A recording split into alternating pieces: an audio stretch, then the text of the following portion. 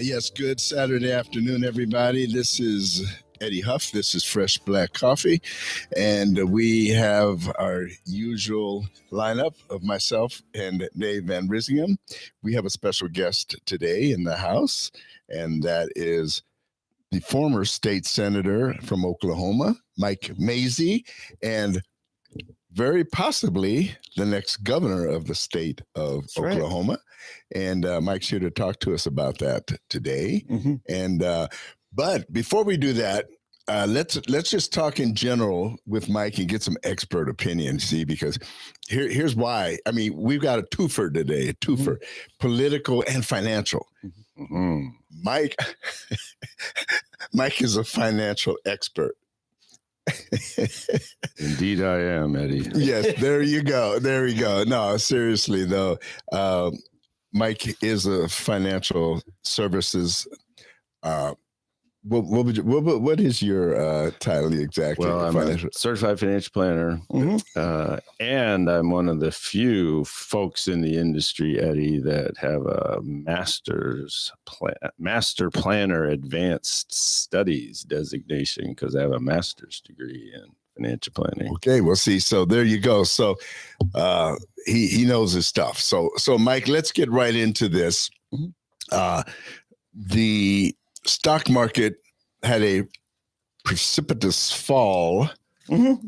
this week. Mm-hmm. I mean, it's like every day I kept looking and now me having been involved in this for a number of years now, back to 87.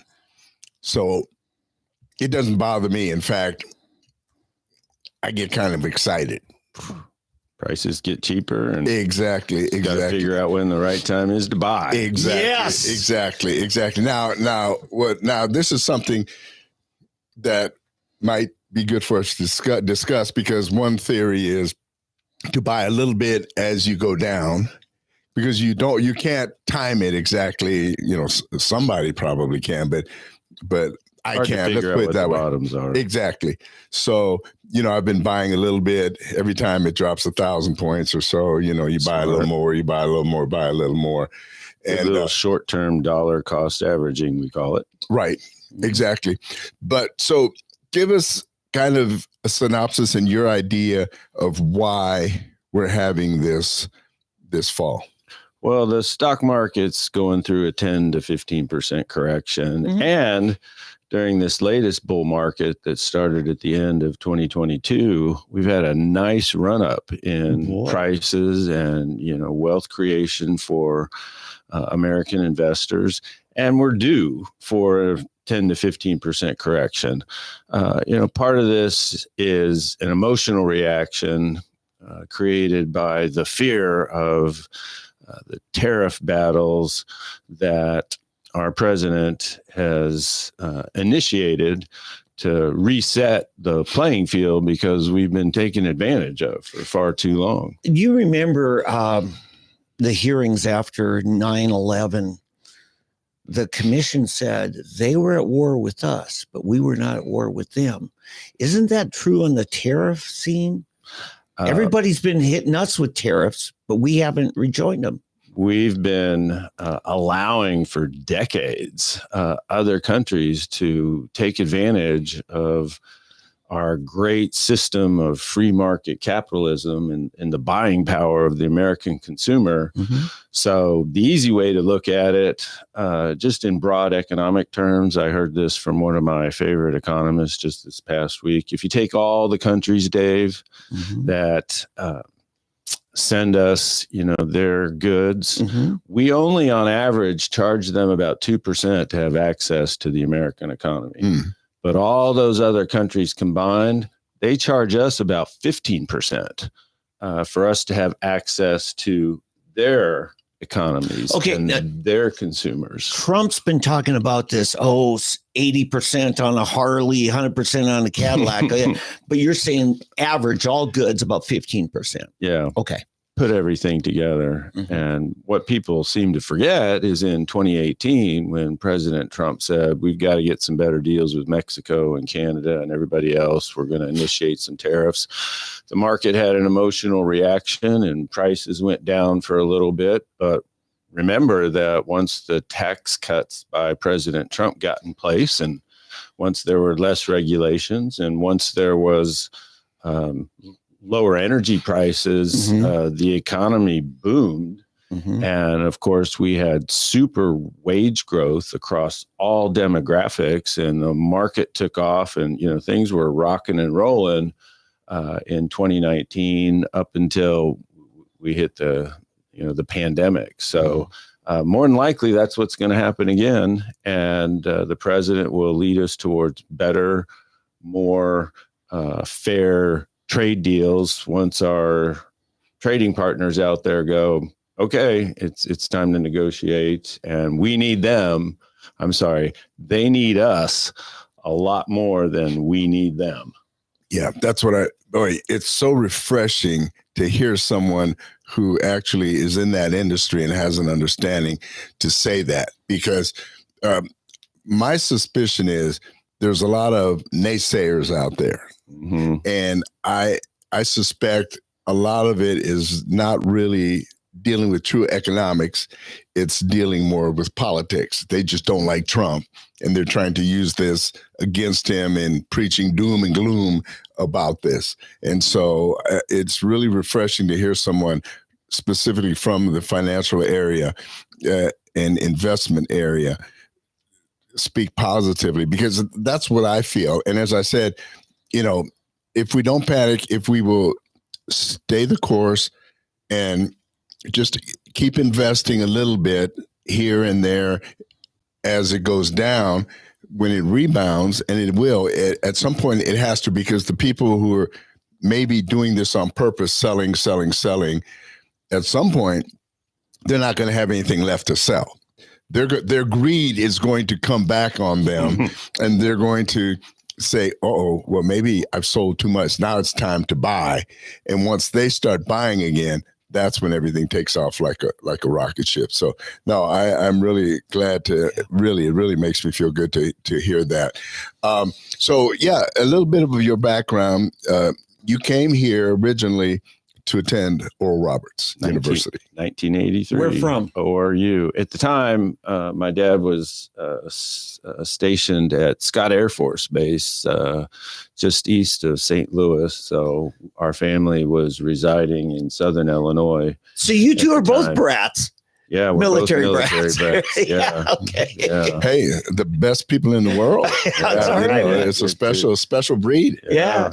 Drop us anywhere and we'll make a friend. Exactly. After moving all over. Yeah, you get good at it, Mike, don't you? You have to. Yeah. Yeah, except Eddie was at Dodd schools all over Europe too, right? Yeah, I was at a DOD school in South Korea for a little while. Okay. See, there you go. There you go. He covered Asia, I covered Europe. Yeah. Which is kind of funny. The white guys in Asia and the black guys in He Europe. wore later hose. What did you wear? Hopefully not a sarong. I just wore good old American clothes to high school in South Korea. Oh yeah. But a big parka because it was freezing. Oh yeah. Those southern Siberian winds. Yes. I walked to school every day because it wasn't too far from our house. I think that's wore a big parka. I think that's what made the Korean War, when we got involved, one of the roughest. Oh yeah, my dad was there. I mean, we grew up in central Minnesota. He said, "I've never felt cold like Korea." Yeah, I can imagine. Again, it makes you think and appreciate what those who came before us went through and put up with, the Argonne forest there in France, and then the Korean conflict, and of course our own Valley Forge and some of those, you think about true American heroes. Yes. So you came here, you went to Oral Roberts for 2 years. And then you were telling me earlier, you answered the call of a senator. Was it a senator or a congressman? United States Senator Gordon Humphrey from New Hampshire. Right. And ironically, what did he? And this was in the middle of your college education at ORU. Yeah, after your sophomore year, back in the 80s, the Reagan Revolution, the pro-life fight was, really pushing changes, and Senator Humphrey wanted a pro-life task force built within his office of the U.S. Senate, and they needed a staff assistant to handle correspondence and errands. And my most important job, though, Eddie, for Senator Humphrey was going to this special location in Washington, D.C. to pick up his chocolate yoo-hoos.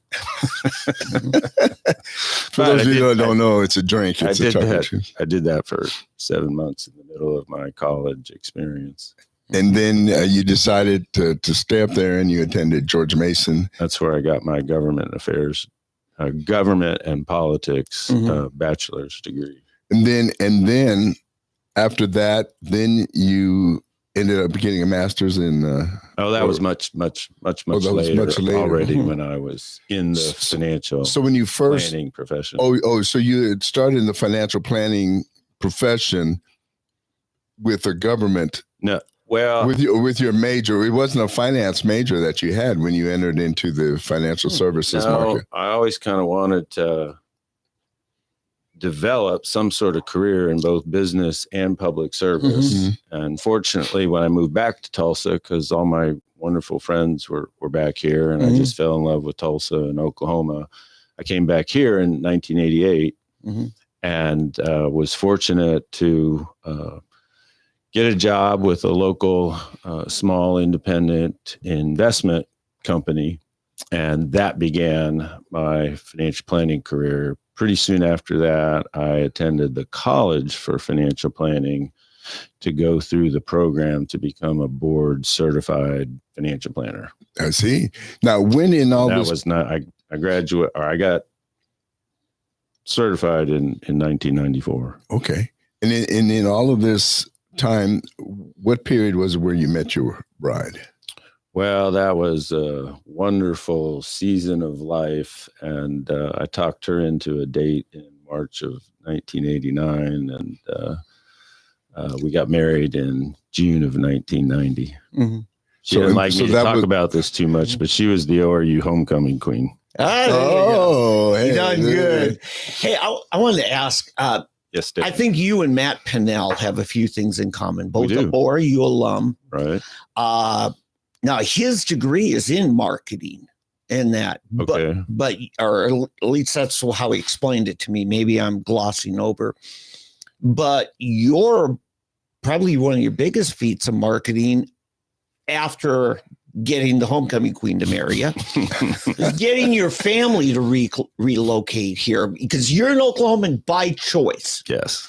And your dad, after a career in military, decided he would settle here, right? Well, first I got my brother to move here, and it was me and a good opportunity, actually, with one of Oklahoma's best and one of America's best engineering companies, Wallace Engineering. Oh, yeah. So my brother and sister-in-law move here, and we have 5 kids, and my brother has 5 kids, and that'll do it. In there, well, where's dad, going to move to? Yep. So my dad moves out here eventually as well. And so we have lots of Mazzeys in Tulsa, and my nieces, some of my kids went to ORU, and my brother's nieces are actually runners right now at ORU. Okay. Oh, I've got to throw this in real quickly because this is a little inside.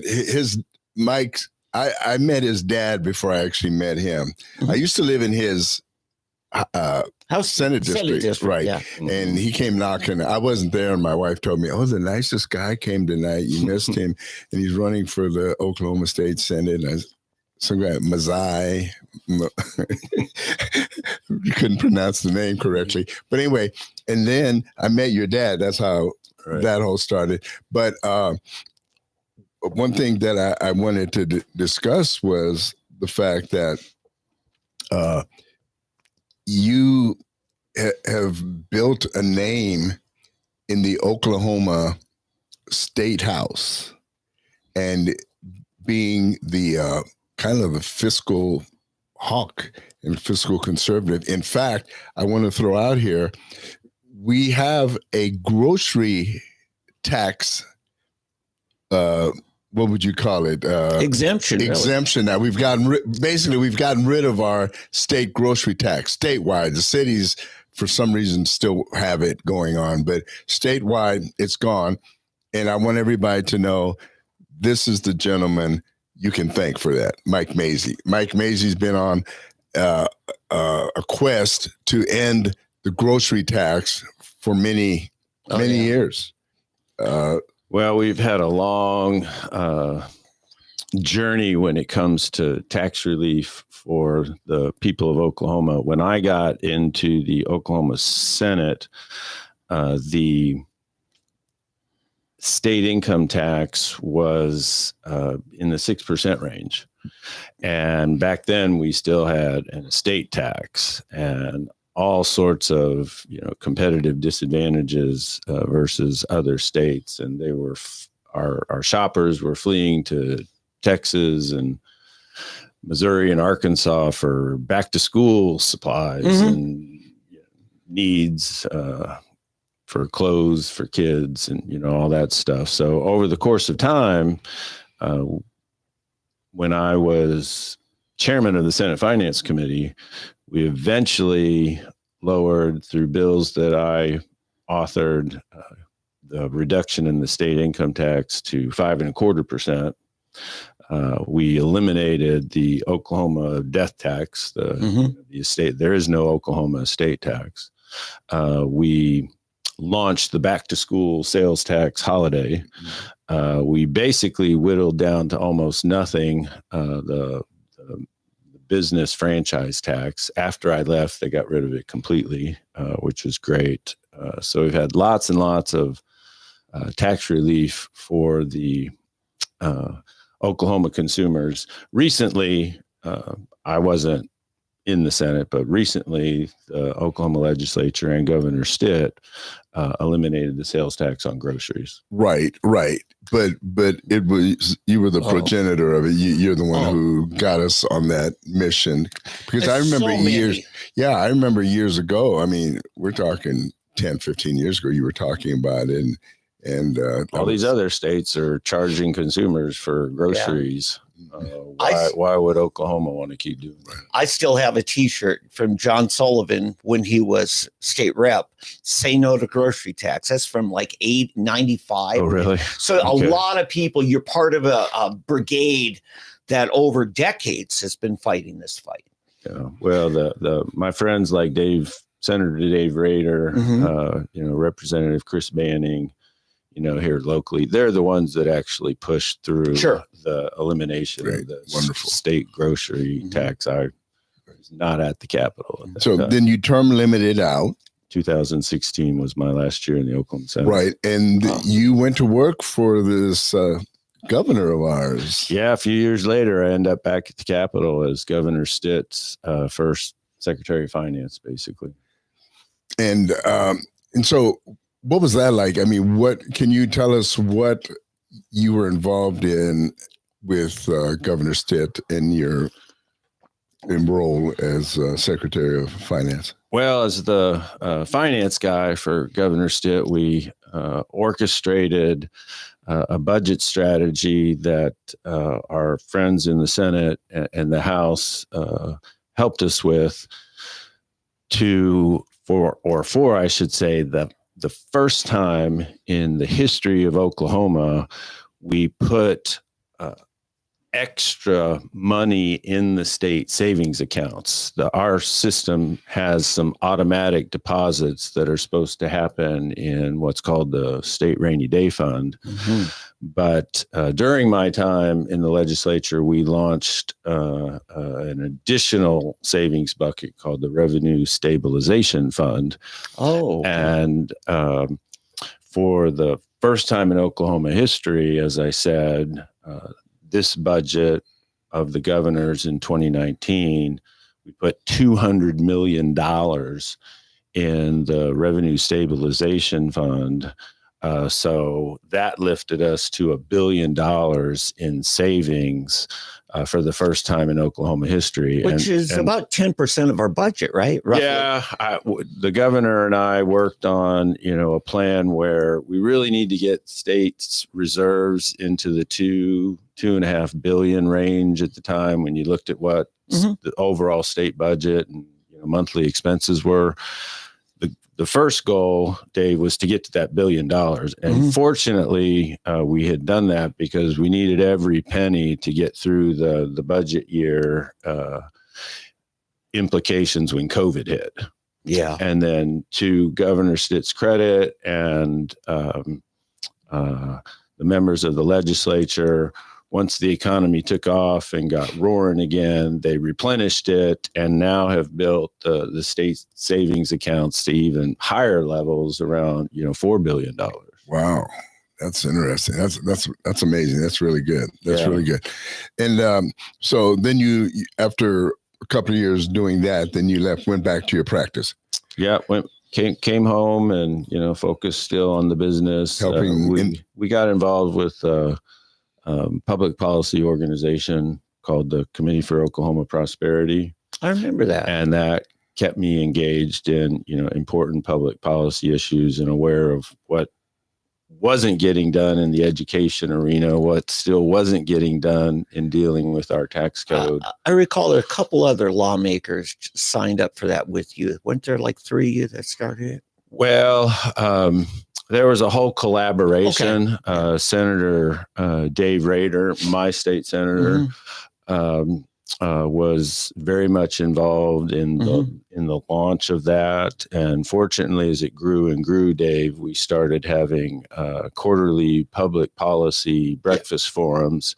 And my state rep, Mark Tedford, got involved as well. And so we had this nice group collaborating on very important public policy issues, and we'd have successful small business owners attend these events along with several local state legislators. Okay. I got a question, if I could. Let's play Magic Wand time. Okay. Governor Mike Mazzei. Lord willing. Yeah. If you could just wave your wand and see some changes, give me 3 or 4 things you'd like to see change in how government in Oklahoma does things. Let's because that was going to be my next thing. Yeah. Because we haven't mentioned this yet, Mike is now officially running to be the next governor of the state of Oklahoma. Yeah, you mentioned that. I did mention it? Yeah. Okay. All right. Yeah. Well, thank you. But anyway, here we go. Take it a little step, because the other evening he had a coming out. I would call it kind of a gala kickoff event. Yeah, it was quite an event. I have to say, a lot of people, a lot of fun. 250 people. Yeah, some great participation and help from our friends like Congressman Josh Burkeen came and announced his public endorsement, and that was pretty exciting. And we had an amazing testimonial from my good friend and very successful businessman, Sean Copeland, the CEO of Regent Bank, and pastor. Great event. My Asbury. pastor for 20 plus years, Tom Harrison, is one of our honorary co-chairs, and he kicked off the evening with some comments, but more importantly, prayer. Right. What really impressed me, though, I have to say, the reason I wanted to mention this is because I was just kind of impressed. When do I get the magic wand, Eddie? Dave's got the magic wand. Okay.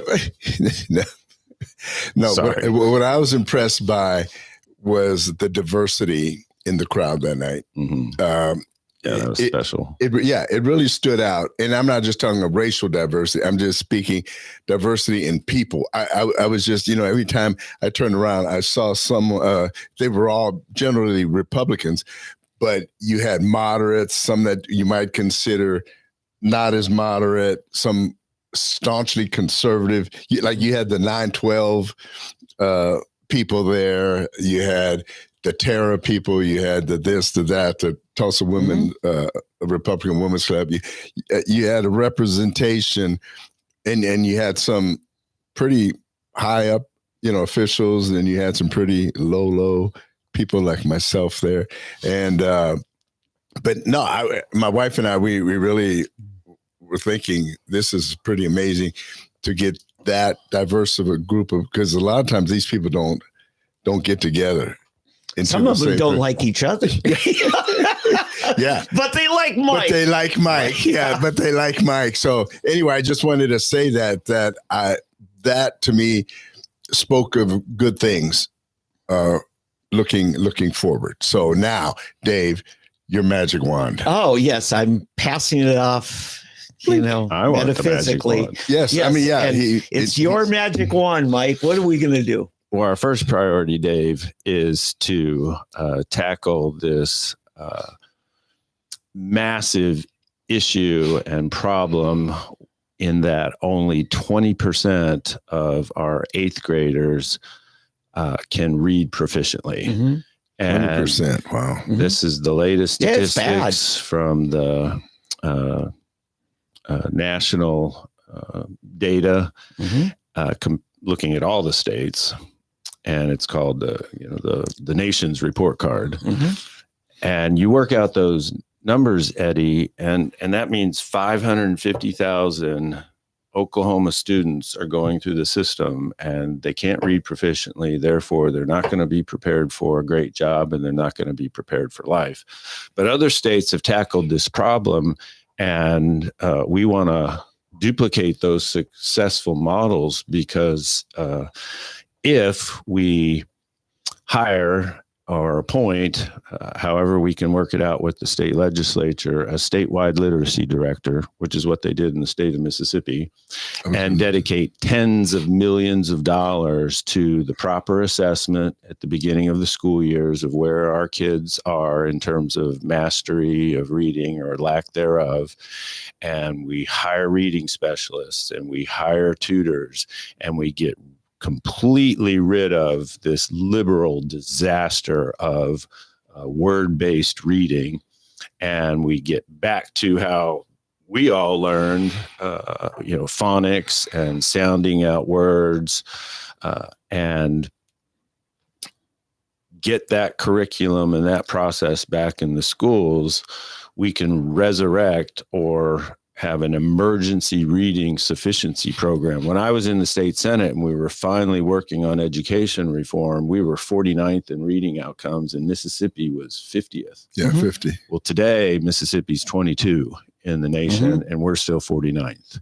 And so we are sounding the alarm bell. It is time to have Trump-like action to do what is necessary to fix this problem.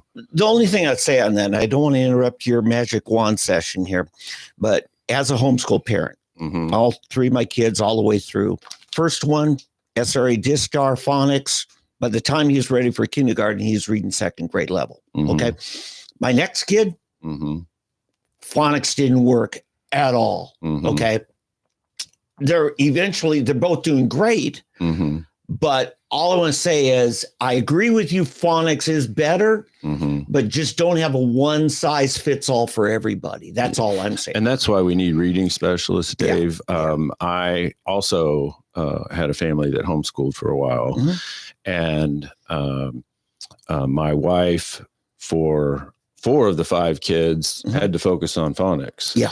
We had one kid that had an eye convergence problem, and she had to approach things, differently with her to get caught up. So you never, in any type of educational discipline, have a one size, fits all for everything. But that's why you have reading specialists that know generally this is the way to go. But if we assess every kid and we put the money into the right type of assessments and the right type of bringing reading specialists into the system, we can have flexibility for those other kids. Yeah. And the only other thing I say that there's no substitute for the one-on-one. And parents, I have to say, too much have delegated out and think they don't play a role in their kids' education. Yeah. We know that the kids that excel well, their parents were always very involved. Yeah. Right. We certainly But need parental involvement. But I don't think you're going to fix that necessarily. if our kids are spending 7-8 hours a day at school, 32, 36 weeks out of the year, there is time to teach these kids to read. And that has to become the statewide priority. Yeah. I hate to go back to this because I think we talked about it a couple of weeks ago. My kids started overseas. I was in overseas schools. Right.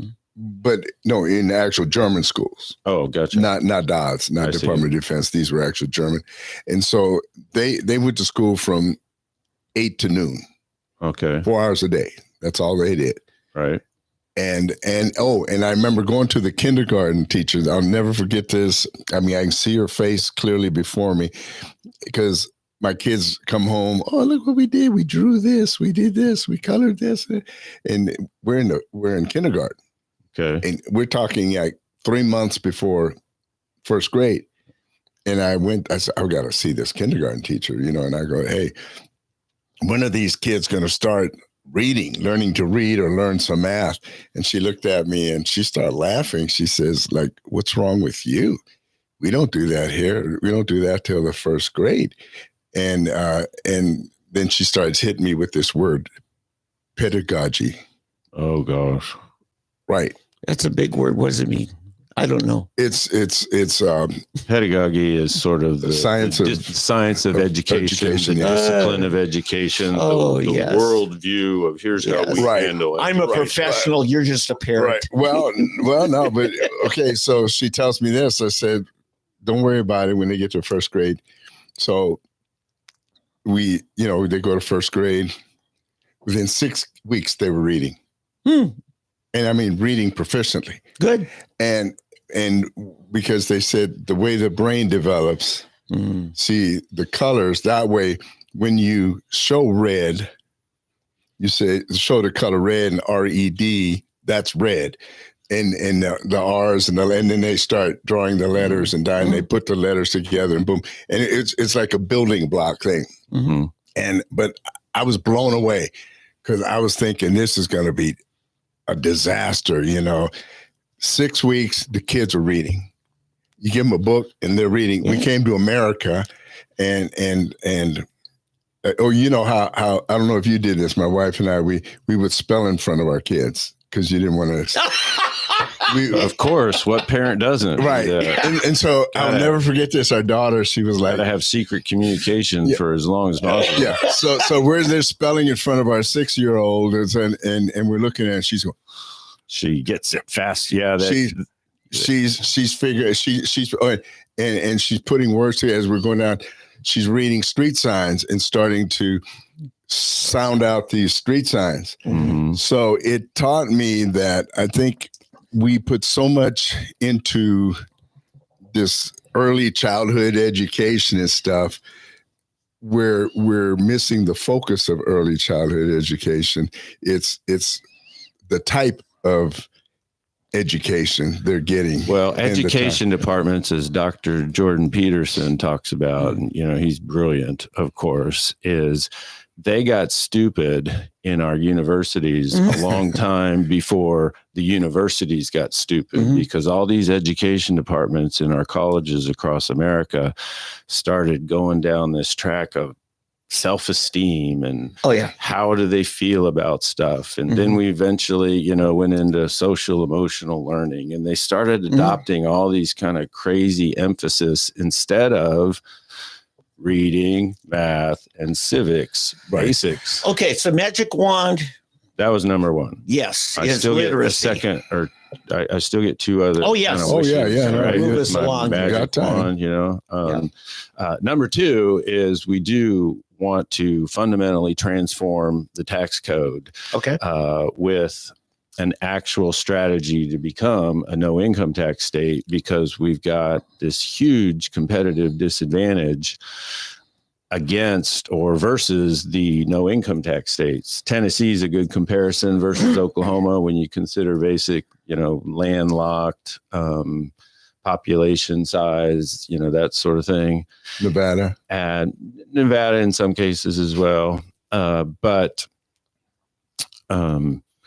job and population growth is 10, 20, 30% bigger than what we have in the no income tax states versus what we have in Oklahoma. And we've wasted some of our opportunities to get there faster because of hundreds of millions of dollars that have gone to insane, wasteful green energy projects. I'm the guy that killed the $1 billion boondoggle wind power tax credit that cost taxpayers $1.5 billion for a whopping, 400 jobs. We killed it, fortunately, in 2017, but we must transform the tax code to be competitive in the 21st century. I remember that the big argument that year was we're paying a windmill more than the base pay for a school teacher. Oh, yeah. Just for sitting there. It was just brilliant. Think of all this money that we could have paid teachers, or we could have put into roads, or we could have hired more cops, and we could have cut taxes. Yeah.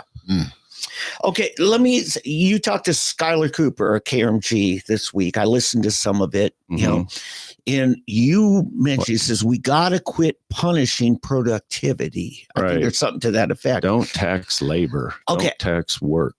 Without naming names, I talked to a couple of my friends who are with Oklahoma Council of Public Affairs. They suggest replacing it with taxes on services. I got pretty worked up over that because when I bill a customer for my work as a contractor, not only am I paying income tax on that hour that I billed, but now a sales tax on top of it. And it's not just me, it's your doctor, your plumber, your lawyers, everything else. We're going to raise medical costs just to go see your doctor. These are the concerns I have. So please tell me, are you looking at expanding sales tax in order to cover for this? Well, before you get too worked up, Dave. Okay. I'm worked up. Let's talk economics a little bit. You don't want to protect. You don't want to tax work and the labor that we all put into economy, because anytime you tax something, you sort of limit its effectiveness. Now, what you do want to tax generally is activity. If you tax Dave's work, you're literally taking away from his freedom. But if you tax activity, a la a sales tax, you're now leaving it up to Dave in terms of, well, I get to choose from a freedom perspective when I buy this, or I do this, or I do that. So there's way more freedom on the activity side from an individual choice than it is on the work side. Now, having said that, the first simple thing that needs to happen before we start debating which services might, be taxable and which services might not be taxable, what we need to do is clean up the basic tax code and bring rates down. Senator Dave Rader likes to talk about, if you look at all the tax deductions, tax rebates, tax credits, and you look at everybody's after tax impact from all that stuff, the current tax rate is 4.75% in Oklahoma.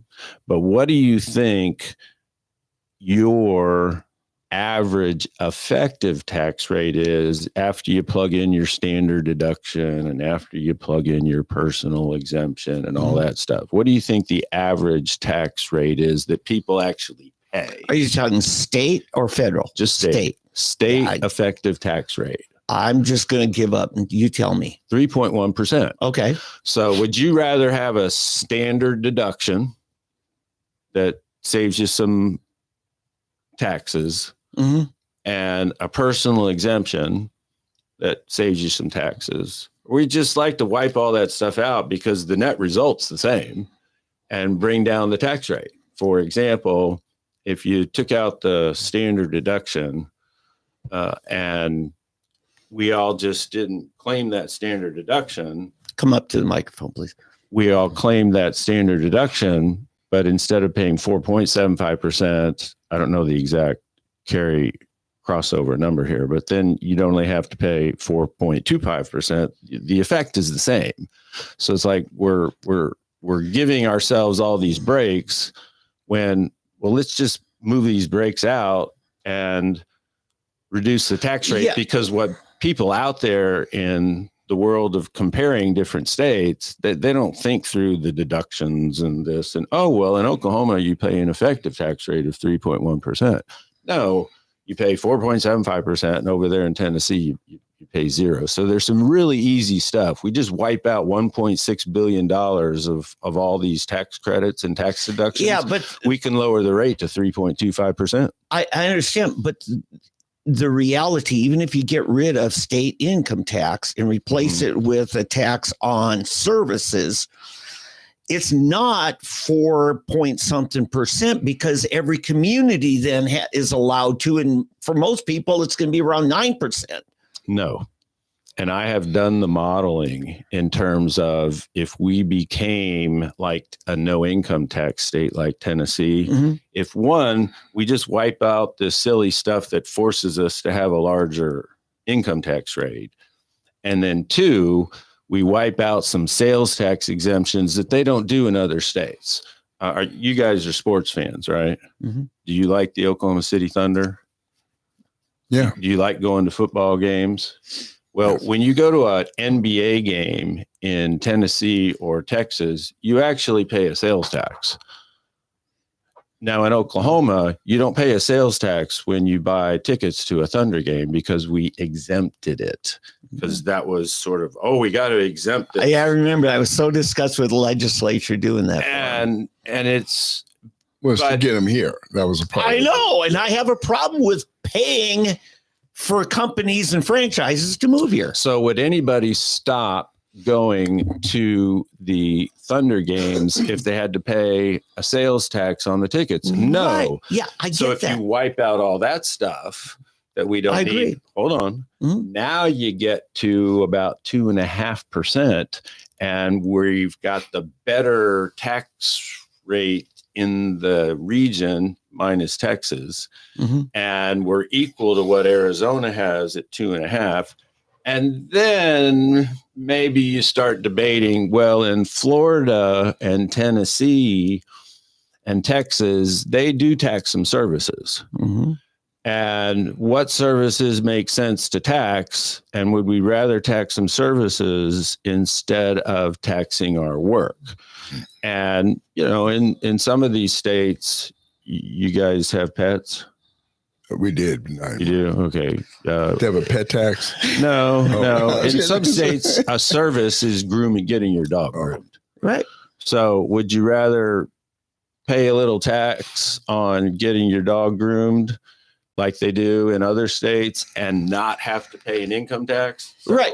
But what I'm saying here is people would scream because it's unfair to people. That would be a difficult debate that the legislature would have to get all the way to a no income tax state like other states. But there's so much that we need to do before that, Dave, that we really don't want to get lost in that conversation. Right. Yeah. Because honestly, if you think about it, the real issue is not so much how we tax or what percentage we tax at. It's how much we tax and why. Yeah. In other words, can we reduce our state budget? There you go. Yeah. We can agree there. That's what I'm talking about. So the real issue is reducing the state budget to the point and bringing in other revenue to where we do not need to tax the individuals. In the first year of a Mazzei administration, we want to look at reducing spending, and we've got an initial plan that can save recurring expenses $750 million. That allows us to take the rate from 4.75 to 4 or 4.25. Yeah. Then if we marry that with some tax reform, like we discussed on these deductions, credits, rebates, exemptions, We could also lower the rate another half a point, another 3/4. So now, Dave, we're getting from 4.75 to 3.5 to 3.75 by reducing spending and doing tax reform. And we haven't even had to talk about services. All right, one more thing. I'm sorry. Let me one more. Okay. Why? Because you know, cut me up twice. I'm like now. I'm like Al Pacino in Dick Tracy. It'll be there and gone. I know. What I have to say is from 5 minutes ago. See, it's almost yeah. You have a better retention. See, I think I've already lost. I still want my magic wand for item number 3. Yeah. Oh, it's still.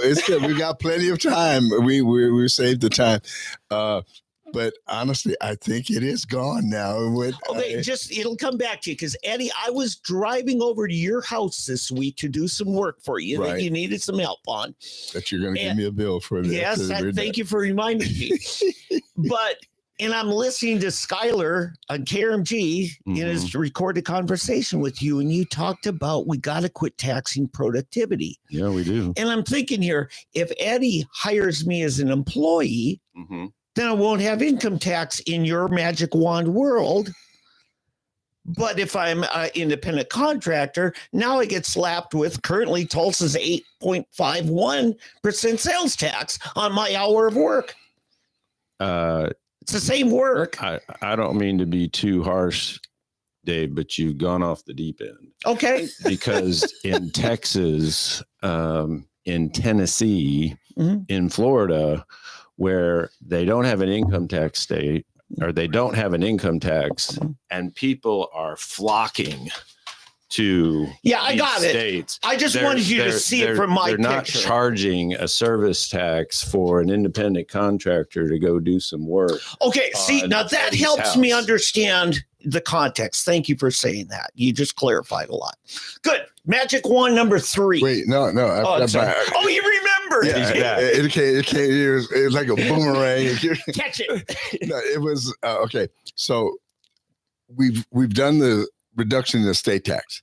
How do we deal with our local communities? So, for example, there's no grocery tax statewide, yet the cities haven't given up. They haven't relinquished their. Now, are there cities in Oklahoma that have decided to go along with the state and said, we give up our city tax? On groceries? On groceries. Not that I'm aware of. Okay. So, and the state has no authority over municipalities, I assume. That's the way the state law. No, I think we had to carve out that language to allow them to continue. To get it to pass. Is that what I think so? The state grocery legislation specifically addressed the 4.5% state sales tax on groceries, food items. It did not address what the counties and or the cities charge on sales taxes for groceries. That was left to those government. Okay. Yeah, because the broader statutory language is if the state charges a sales tax, then the municipalities can. If it's excise tax like gasoline, they can't do a sales tax on gasoline. For instance, that's just the example. But I remember when they were fighting this thing a couple of years ago, they had the municipal league. They're a powerful lobby. You know that. And that was their big thing is there's so many municipal government budgets.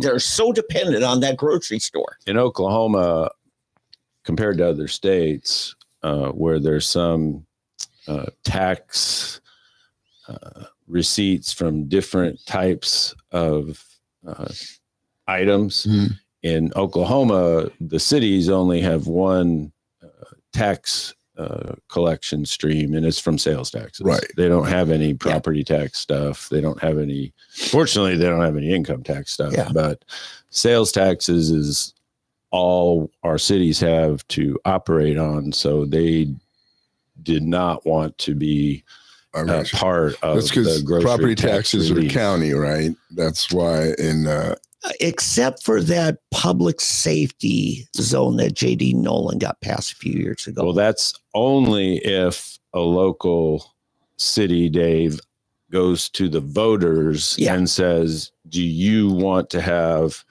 property taxes for public safety dollars. Yeah. And I don't know of a municipality that's ever actually implemented that. So I don't either. Yeah. Okay, so that's why. See, that explains something then. Why county government tends to have more money.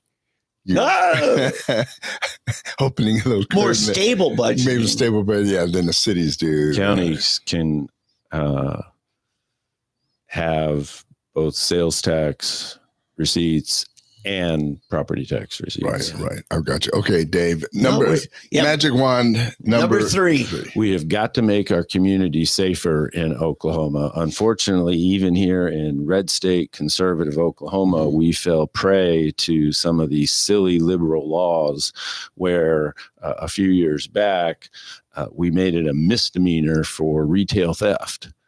And so as a result, you've got these thugs as a part of various gangs that go into a retail shop where my oldest daughter has often worked, and they walk out with bags of stolen goods. They're doing it here in Oklahoma? Oh, they're doing it here in Tulsa. It happens every day. Quick Trip is told, do not try to them. And our friend Vic, Sheriff Vic Regalado, they actually confiscated a container for an 18-wheeler, and it had $5 million worth of stolen merchandise that had been collected by this, various gang folks, and it was going to be shipped off to, the East Coast where they just sell the stolen goods on the black market.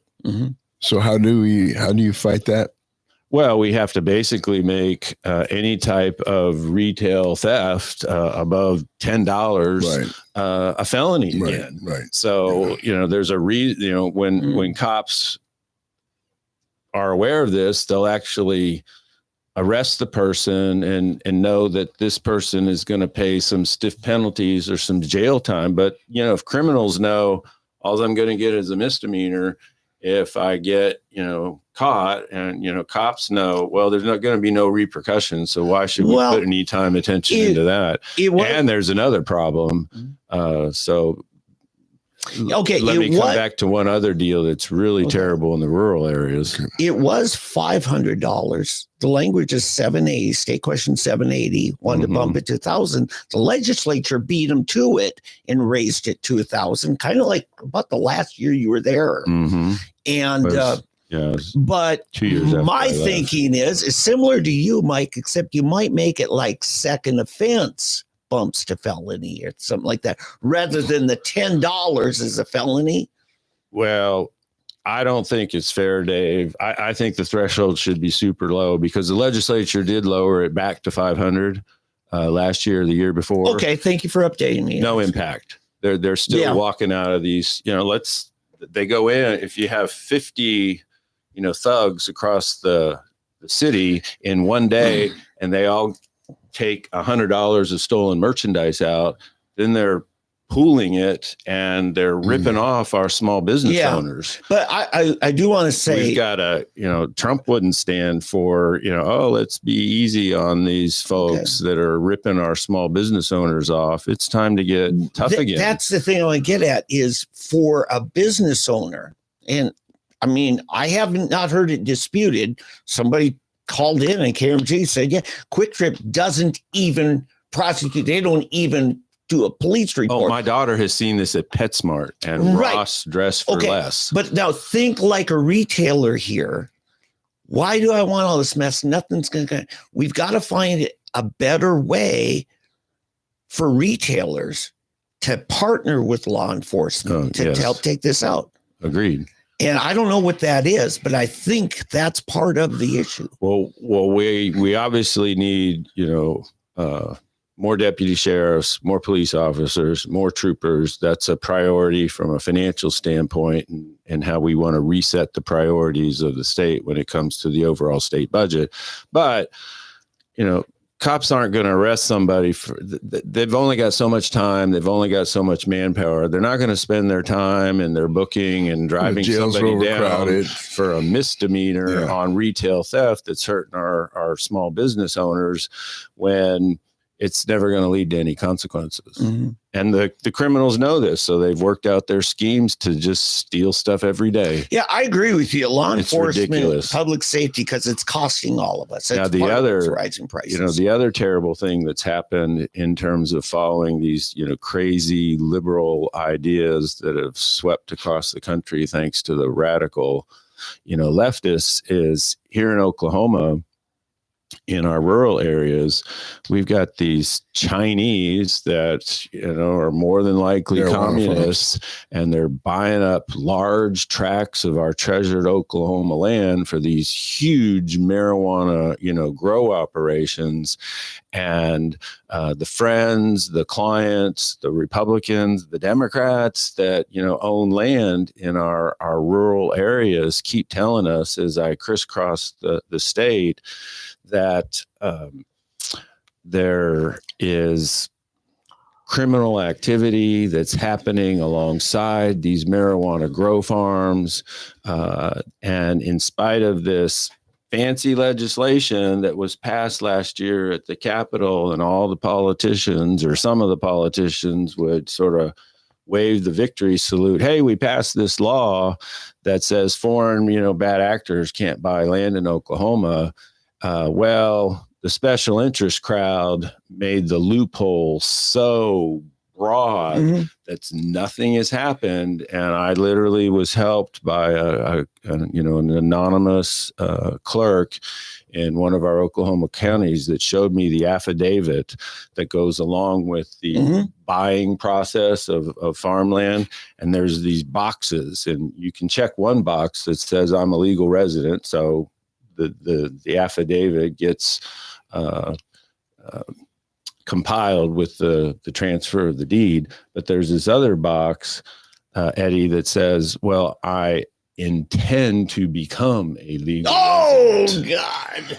Ah. And so we've got to chase out these, Chinese that have bought up Oklahoma land, and we've got to make it untenable for foreign bad actors to buy land in Oklahoma. And that's what is necessary to make our community safer. I have to tell you, I worked with Chip Paul, the author of 788, on behalf of veterans with mental health crises and the promise of what cannabis medicines can do. I got very involved in it. I was severely disappointed with the OMMA and in general, the legislature dragging their feet on enforcement. The laws were there. The problem is there because of a failure to enforce. Yeah. And it was making tons of money for the state, but we weren't spending the money on enforcement. And I think we're 6 years behind right now. Yeah, they've, our friend Adria Berry at the Oklahoma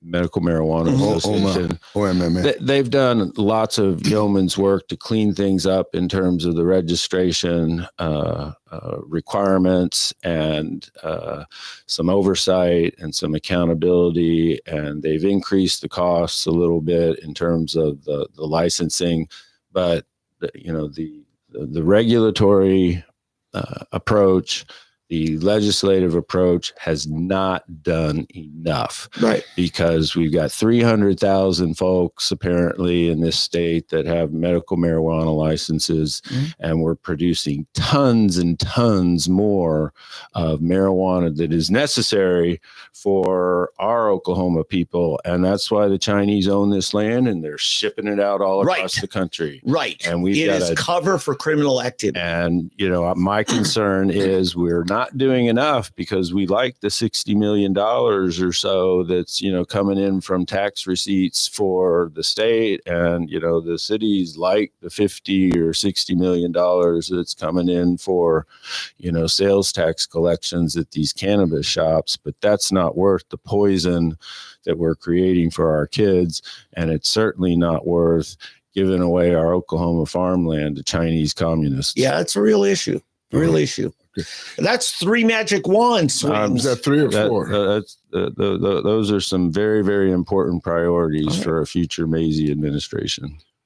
And so Other than that, the campaign, how's it been going? Other than, I know you had your launch. How's your team looking? Oh, we're very excited about our team of managers, deputies, team leaders for various groups like teachers and military members and veterans. Our staff is just top notch. Some of the best, strategists and analysts in the Midwest, in the country. I couldn't be more enthused about this wonderful organization that's coming together, Eddie. As you know, my father, former colonel, in the military, likes to be heavily involved, and he doesn't really care if I get tired. So he keeps pushing and pushing and pushing. And have you thought about this? And then you're doing this. He calls me all the time. Yeah, we are going to have the biggest statewide grassroots organization Oklahomans have seen since the days of Jim Inhofe. Wow. And we want to carry out this message that Oklahoma's destiny is to be a land of growth and prosperity, where Judeo-Christian values are treasured and families can feel super confident about raising their kids and getting a life that is filled with goodness and fellowship with other Oklahomans. How many candidates have officially declared right now? Official registered candidates with the Oklahoma Ethics Commission, I believe right now the number is 4, myself included in that 4. Do you know who they are, or can you mention who they are? Tell us, give free advertising to your opponents. I just Gantner and Charles. Wait, we know about Gantner, Drummond. Term limited state representative Charles McCall. Yeah. We and then there's a lady, I apologize, I can't remember her name. But we like to emphasize that at the moment I am the only lifelong, true reform-minded, conservative Republican. And hey, you can check out. Absolutely. You can check out the political registration history and the donation history of some of those other folks in the race. That's a good point. Yeah, I'll let you guys work on that. I don't know much about Charles McCall, but someone else that's been mentioned has, to me, some questions. Well, I'll just tell people, get ready. A couple of those guys, Mike, I know you don't live a flamboyant, multi-million-dollar yacht lifestyle, private jet like some of the other guys. I had to get 5 kids through college. Right. But yeah, that's the thing. I think there's a couple of them that are going to throw millions of their own money into this race. Yeah. And I'm getting a big bowl of popcorn this time. And I know some of their handlers, or at least people have run their past campaigns, and it's not going to be all roses, hot dogs, and apple pie. Mm-mm. They have a tendency to really throw it around. So now, Mike, you remember, I don't know if I think you were in town when Turnbull and Chuck Richardson were running for AG. Mm-hmm. They beat themselves up so bad that Tim Harris won. I remember that. Yeah. So those dynamics can come to play. They can beat each other up so bad, they'll move you up in the polls. Well, unless you start beating people up. I don't know.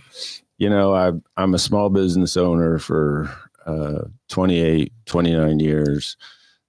We like to focus on how to have collaborative consensus, brainstorming, get people excited about the vision, be purposeful and diligent, Dave, about these are the strategies that work. Mm-hmm. And it means we have to challenge the status quo and the establishment. And if we work on these fixes, I like to remind folks very specifically that true reform-minded conservatives fix things. Yeah. When I was in the state Senate, we had this massive transformational effort on pensions and workers' compensation and lawsuit reform and state roads and bridges. And we just did one major transformation after another.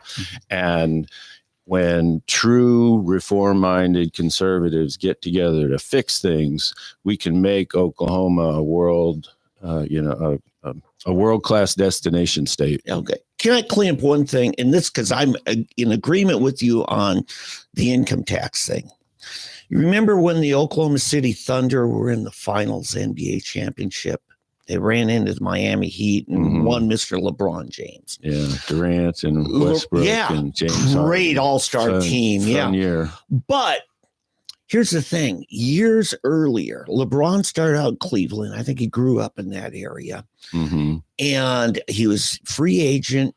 I think it was New York Knicks wanted him and Miami Heat. And Rush Limbaugh said he will end up at Miami. No income tax state. There you go. That's exactly what Rush Limbaugh said. When you're looking at, however many tens of millions of dollars, all of a sudden, Florida had an advantage over New York where you're paying city taxes on top of all that. Why do you think Tom Brady went to the Buccaneers for a couple of years? Exactly.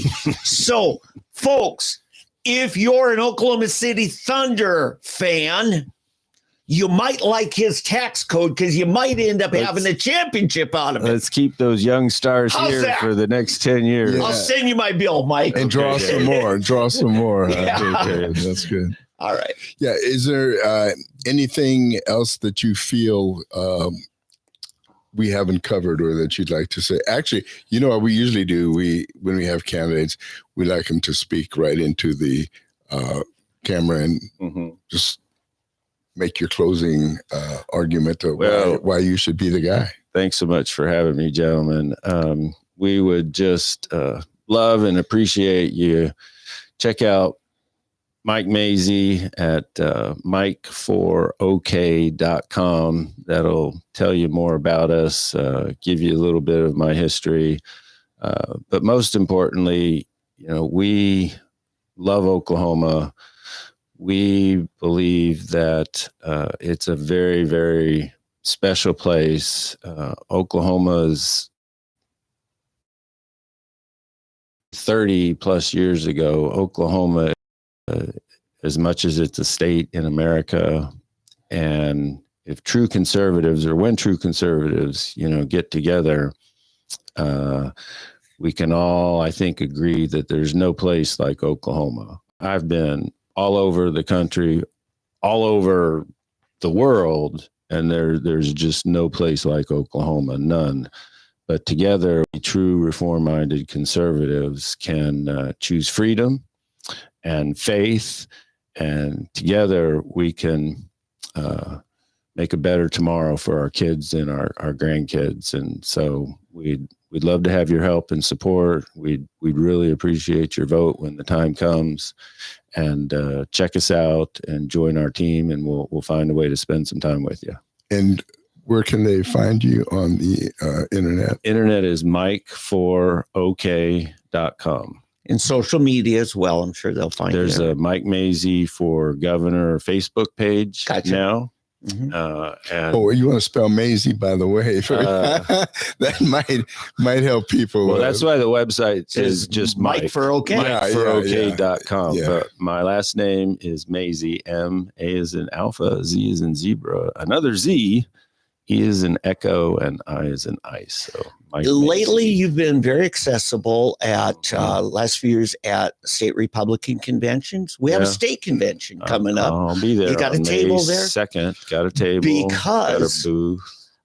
Folks, this guy wants to build a grassroots team.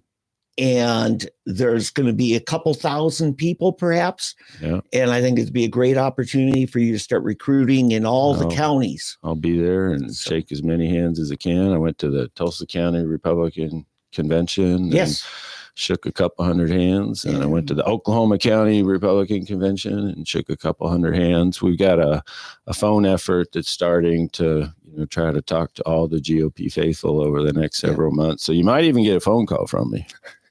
I have. And if you want to, one thing you can do too, if you know people on the other side of the state, top of the state, bottom of the state, all over the state, feel free to share this. Yeah, we'll be getting to all 77 counties. We've already been to 15 or 20. Yeah.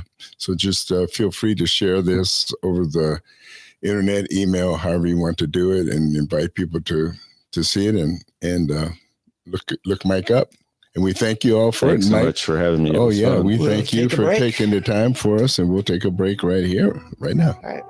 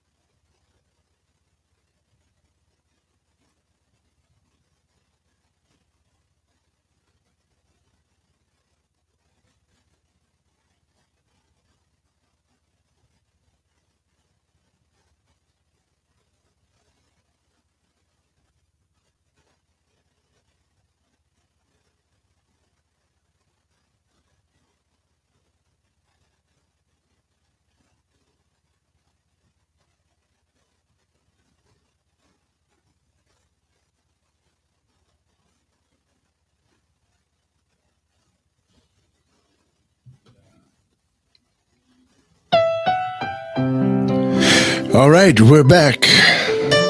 I think we're back, and now we're back. Can you hear me, Dave? Can you hear me? Hey, I thought we'd just gently dribble in. Hey, I have to say this, and thank you. I don't want to hear you. No, no. I like this peace and solidity, solitude, man. My mind is racing. I've got so many things shooting through my mind. I can't even believe it. But, this weather coming in. By the way, on that, I have a compliment for you. I learn more from people I disagree with than people I agree with. Okay. Think about that. So that means you learned something from me? And you might too. Because we... Okay, thank you. Oh, my. Well, first of all, we thank the former state senator, Mike. That's his dad, Mike Mazzei. Yeah. Mike Mazzei for spending that hour with us. He impressed me. Yeah, it was good. I mean, there's a lot there. He is a financial whiz. He's so smart, and not just smart, but in mental acumen, but just common sense. Mm-hmm. And he was truly a jewel in the crown of our state legislature. He was behind a lot of our fiscal success in the last probably 15, 20 years. Because the guy, he just knows his finances, and he owns his, like I said, his financial planning firm, an investment firm. And he didn't say this, but the returns he was talking about, his investments for his clients have averaged over 20% a year for the last few years. Yeah, that's pretty good. And in today's stock market, that's really good. Okay. Pay attention to that. Yeah. So kudos again to Mike Mazzei for being with us, and I don't feel any shame or anything in saying or fear in saying that I hope he is our next governor, because I think he will do an incredible job. So yeah, if you would like, feel free to share this first segment with people throughout the state that throughout the city, throughout the county, throughout whatever. But I think we really need to, if you want a true conservative, godly governor, this is the guy. Yeah, I'm not endorsing yet. Charles McCall, the seat's ready for you. Gettner Drummond, seat's ready for you. Gettner's, against his own handlers. At one point, he just said, no, call David Vann. I want to meet with Tara. That's when I was president there. And Gettner's a very stand-up guy and very sharp. I don't think Charles McCall wants to get in a debate with Mike Mazzei at this point. Charles, prove me wrong, okay? You're a fine gentleman, but I'd like to see you more accessible. It's funny because I tend to jump out early. You remember I was the early Trump guy. That's how we met, in fact. I thought you were Ben Carson guy. Well, right from the get-go. Yeah. But real early on, probably I think it was after the first primary. Yeah, it was. It was after the first primary. I saw the future. It was after Iowa. Because then you debated me in that famous knockdown drag out. And then a couple days later, you said something to Pat Campbell on the air. He says, okay, are you official now? Are you coming out of the closet? And you did, yes. Yeah. So, I think before New Hampshire, you were. Oh, yeah. Yeah. Ready. I usually do that. Win, lose, or draw. I do like to come out early. And because I try to get a sense. I'm not always right. No, it doesn't mean my guy's going to win, but almost always my guy should have won. Even when my guy is not a guy. Sometimes it's a woman that I'm supporting instead of a man. But no, but in the case of Mike Mazzei, I really don't think Oklahoma could do better than to have him as governor. I need to get that sound clip, and we make it one of the buttons on your board. I'm not always right. And we just keep hitting it. I'll just keep hitting it. But anyway, I think Mike, I think the state would be in good hands. I don't think he's the pizzazz great, Oh no, he's charisma guy. Not the great orator and right. Yeah. But that's the thing. It's just like Trump. Trump is the opposite. He's not only not the great orator, he's the great turn offer, or whatever you want to call it.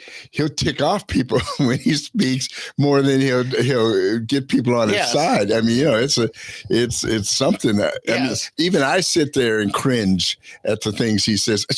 I know Trump's the one that says, I haven't criticized your looks. However, there's a lot there that I could go with. Well, it's funny. I don't know if we've discussed this, and we will get to some really serious good news. Yeah. I mean, I don't know if it's good or not, but serious, interesting news here. But I may have mentioned this before, but the thing that got me on the Trump train was when he criticized Carly Fiorina. Now, it wasn't because he criticized Carly that I jumped on his side, but the fact that he didn't try to lie about it. Mm-hmm.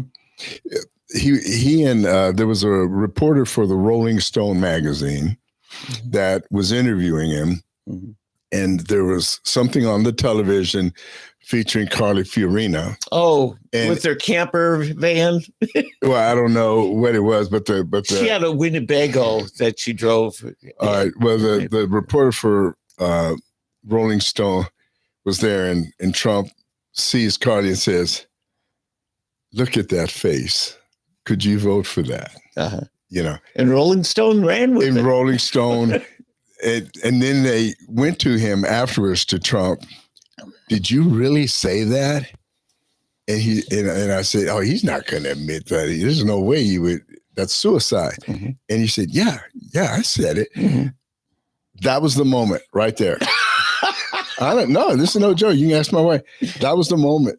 I told her, my wife, you know what?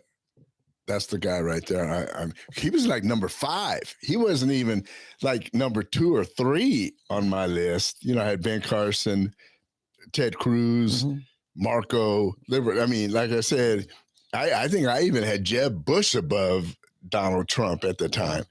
But he leapt right into first place, because if you can get somebody to admit something that bad, I mean, to me, that is not etiquette or political etiquette for sure, then you can trust that person to tell you the truth about almost anything. Yeah. And that's what did it. And then the second thing was much later in South Carolina. A conservative state went solidly for George W. Bush earlier, and he just slammed George W. Bush in South Carolina. And I remember telling my wife there, are you kidding me? He's doing this in South Carolina? I think he's toast. And what does he do? He wins it by a landslide. The primary. It was during the primary. And when you say slam, I think it had to do with the Iraq War, right? Right. Yeah. Right. He criticized. That's a big military-based state. Oh yeah. And patriots and, and the whole thing. And George W. Bush, he's like a demigod almost or something. And, but nope. So I think a lot of people may have felt the same thing, that, well, here's a guy that is not afraid to say what he really believes. Well, he wasn't a weasel about it. Right. So many politicians will try to, Oh, I didn't mean that. Yeah, I was misquoted. I misspoke. And so that is refreshing. It is. I like you. My first guy was actually Rand Paul. Oh, really? Yeah. Okay. So I thought Ted Cruz was always your guy. Oh, no. Okay. And in fact, Nathan Dahm and I talked a couple of times because we were both Rand Paul. And it was like December, I said, Nathan, Rand is just not getting anywhere. I'm going over to the Cruz people. And Nathan says, if it's not Rand Paul, I'm just going to sit this out. And he did. And, but no, I knew some of, Santorum's coordinator, campaign manager, Michael Biondo, went over to work for Rand Paul. But Rand just, and then, when he became, remember, Rand barely made it on the big table. Right. Well, he was on the end. Way at the end. They had him all the way. And Trump standing right there in the middle next to Jeb said, Rand, you shouldn't even be here. God. He's I haven't criticized you. I haven't criticized. Now, there are a lot I couldn't criticize. Yeah, I mean, like I said, it's just like the guy just doesn't quit. I mean, he was a bull in a china closet. Nobody had seen this in Republican politics. No, he was. He definitely was. So anyway, but that's rehashing a lot of our past. But man, I'll tell you. But it's refreshing to get honest politicians, and we've seen the man we can trust, and we've seen his predecessor and the one who succeeded him that we totally could not trust. There was, you could not trust Barack or Joe as far as you could throw both of them together, but what I'm seeing now though, Dave, I hate to say it, but all of the never Trumpers are starting to raise their ugly heads again. I don't know if you've noticed, but I don't know, do you listen to Eric Erickson at all? I have it recently. Okay. My wife started listening to him. He ended up taking, what's his name? The guy who replaced Rush Limbaugh, Marquet, yeah. So Eric took his place, and this week again he starts bashing Trump again, and of course what he's bashing him about now. It's funny. This is what bothers me. It's like these never Trumpers, when things are going well, they seem to come back on board. They'll support him and say good things about him, never glowing things, but they'll say generally good things. But anytime there's a little chink in the armor or things look a little bit bad, they're ready to pounce, and you can see the true depth of their dislike for the man come out. Well, Eric Erickson has joined the chorus of people that is ready to jump on Donald Trump about the tariffs, and just bashed him this week. I don't read it that way. Eric Erickson? Right. I was listening to him on the way over to your house this last week. Yeah, but what day was that? I'm trying to remember. Yeah, by the end of the week. Yeah, but yeah, see, it's one thing you have a day of downturn. But a whole week when you're the average of 1,200 points a day. Here's where I put Eric Erickson is very similar to Ben Shapiro. Right. I consider both of them relatively objective. Because I heard early on, like on the whole deportation thing, Eric Erickson said, okay, here's where Trump's team screwed up. Because there were a few people that got deported that they realized they screwed up. They got the wrong person. They didn't do their due diligence, their due process of law to verify the identity of the person. And he's the only one I heard. I think there's one person that happened to. There's another guy. I heard of three. Well, I heard the other guy, and then Fox or Newsmax took the time to actually look into this guy, and he turned out to be an MS-13. He was a bad guy. Yeah. You have to make sure, regardless of whether or not they have a right to speedy, fair trial, I'm setting that aside. There still is a proper process to make sure it's like you hear the horror story. Somebody went in to get a leg amputated, they amputated the good leg and left him with the bad one. It's incompetence not to do your due diligence. And we have to at least acknowledge sometimes we screw up by taking shortcuts.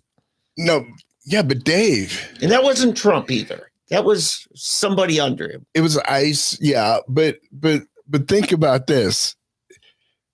How many times do you think in the past 4 years prior, Biden screwed up? Oh, yes. Did anybody ever say anything? No, I agree. Did anybody say anything? Yeah. Okay. Yeah. So it's not, that's what I'm saying. Somebody's good. Let it play out. Yeah. Let the left-wing media hash it out, throw all the stuff. You never, ever heard MSNBC, CNN, NBC, ABC say Joe Biden, when he, on something that was really, really bad. They may every now and then say, oh, they made it. No, the best way it was said succinctly, Elon Musk standing right next to Trump in the Oval Office with his little boy on his shoulder. He says, we're going to make mistakes, but we will own them quickly. Right. Right. And so I love that because it's like, we're not God. We're not always right. We're not so insecure that we're afraid to admit when we're wrong. Yeah.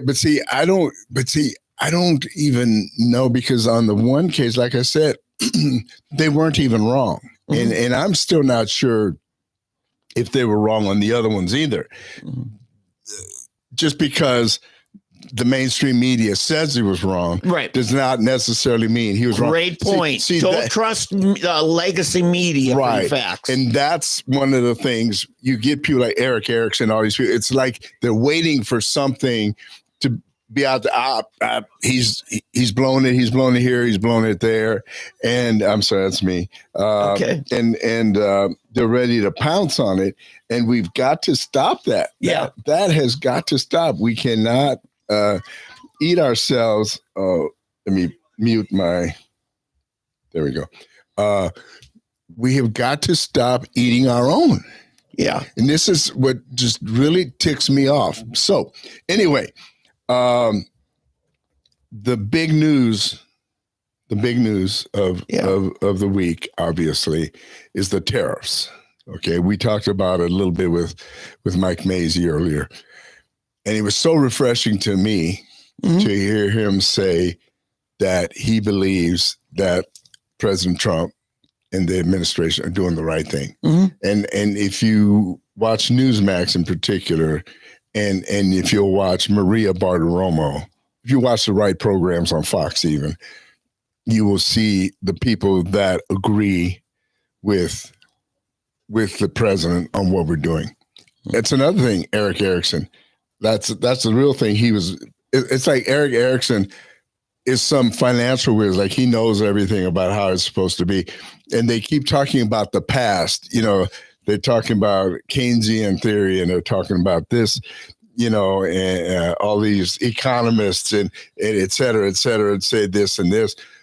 But here's the theory, that tariffs do not really help. It just slows down economies. Tariffs actually work against you. But there's a problem in this tariffs versus what Hoover may have done or others may have done in the past. We're doing it just to balance things out. We're not trying to do it to get ahead. We're not trying to do it to one up anybody. We're just trying to make things fair. It's like Trump wanting to boycott NATO. Remember he was upset with NATO because Germany was paying like $1 per, and we're paying 15 or whatever. We were basically carrying, and it's like when on the imbalance, like India. A 63% tariff, 63% for everything we're shipping to India. If we want to send cars to India, if we want to send clothing, anything we want to send to India, you've got to add 6. So for everything that's $1, you've got to add 63 cents to if you want to sell it there. So something that's $1 becomes $1.63. $100 is $163. If they send stuff to us, no tariff. So here's Europe, I'm sorry. Europe, what are we at? 25, 30%, especially on cars. If we send, that's why you see no American car. If you go to Germany, you will not see a Cadillac. You will not see a Lincoln. You will not see, you name it, there. Okay. Now you'll see a lot of Japanese and Korean cars there. They've got a special deal with them, but they look at us and say, oh, the stupid Americans or what, And so this is what Trump was trying to do. He's basically saying, this isn't right. We're not going to treat us like that. Refresh me. Your friend from St. Louis that we had in about a year ago, black man. Yeah. What's his name? Yeah, Kareem.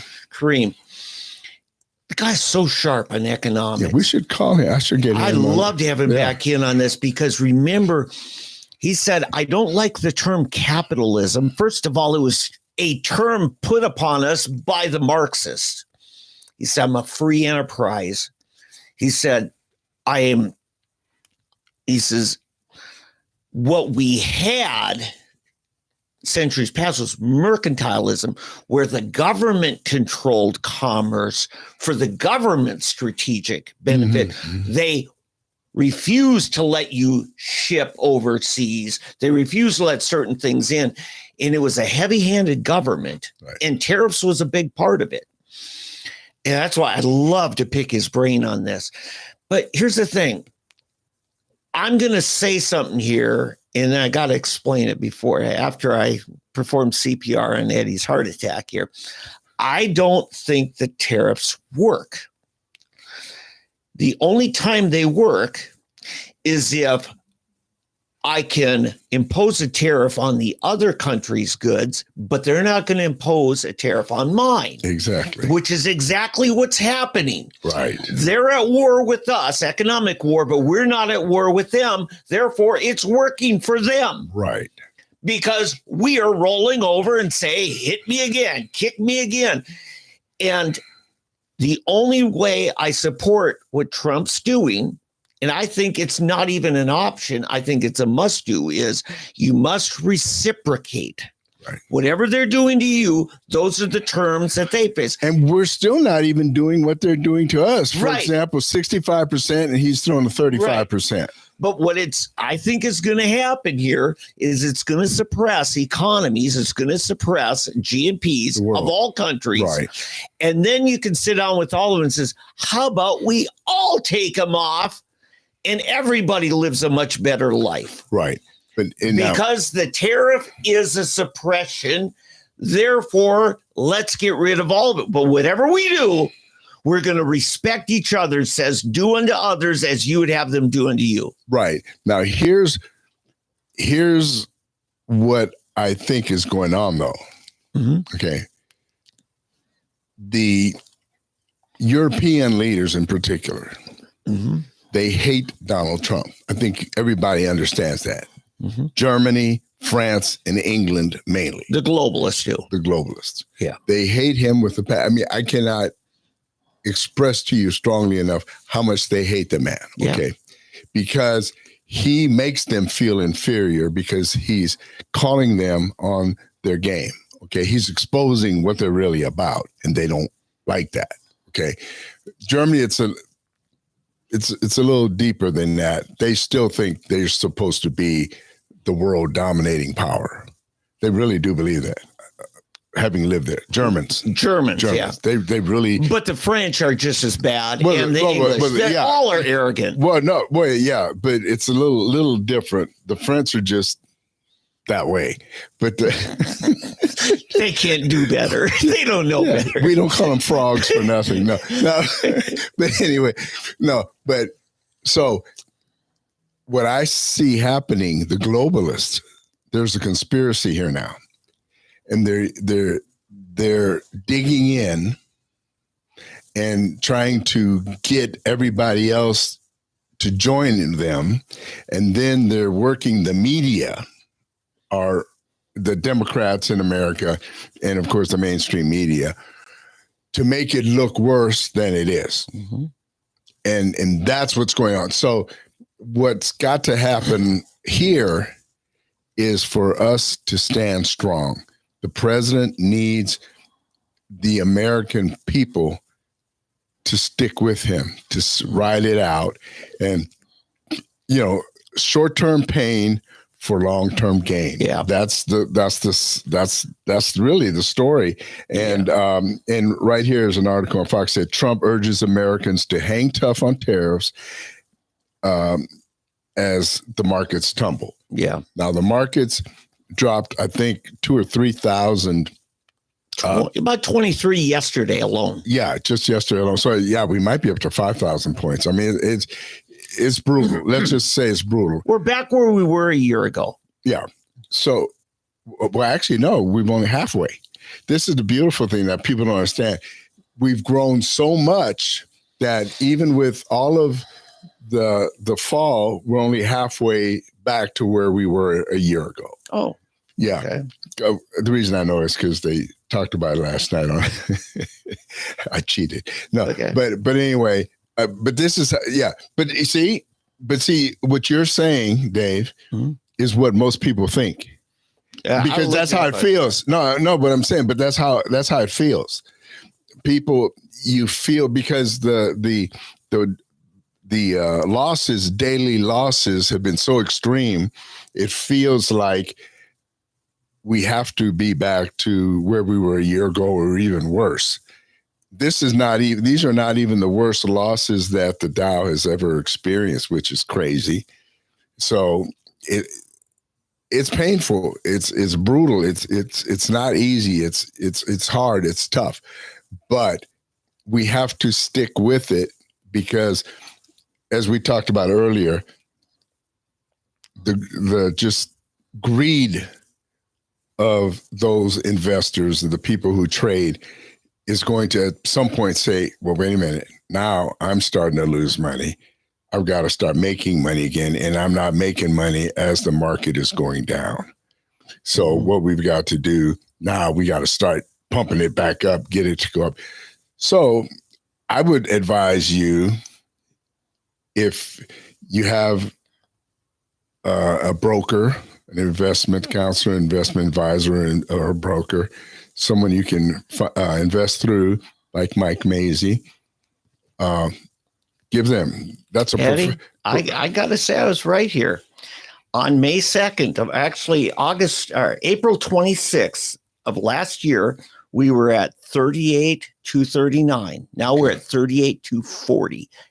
To a point, we're where we were last year, April 26th.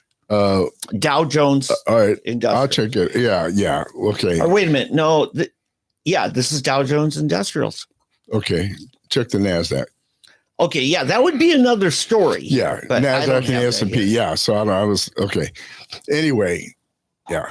See, Dave and I have this thing. We have to prove each other right or wrong. That's so. I'm doing it for you. Yeah, right. The listener. Yeah. As if you can't do it for yourself. Anyway, what I was getting at, get somebody like Mike, or if you feel you want to do it yourself, and for start small, go to Schwab. Mm-hmm. Where you can buy what they call slices. Yeah, $5 for a slice of any stock. Yeah. The hot one, Nvidia is one. If you want Apple, if you want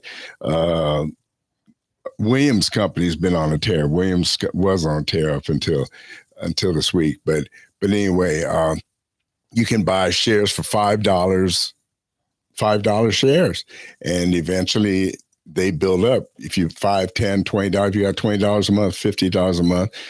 Williams is at 50 something. You can almost buy a share a month, and then dividends, you'll get dividends and capital gains, all that, and you slowly will build up. Anyway, I don't want to get off on all that, but now is the time to do it as far as investing, and things will turn around. Yeah. And if you dollar cost average, in other words, as it's going down, you buy because as it goes down, you can buy more for the same amount.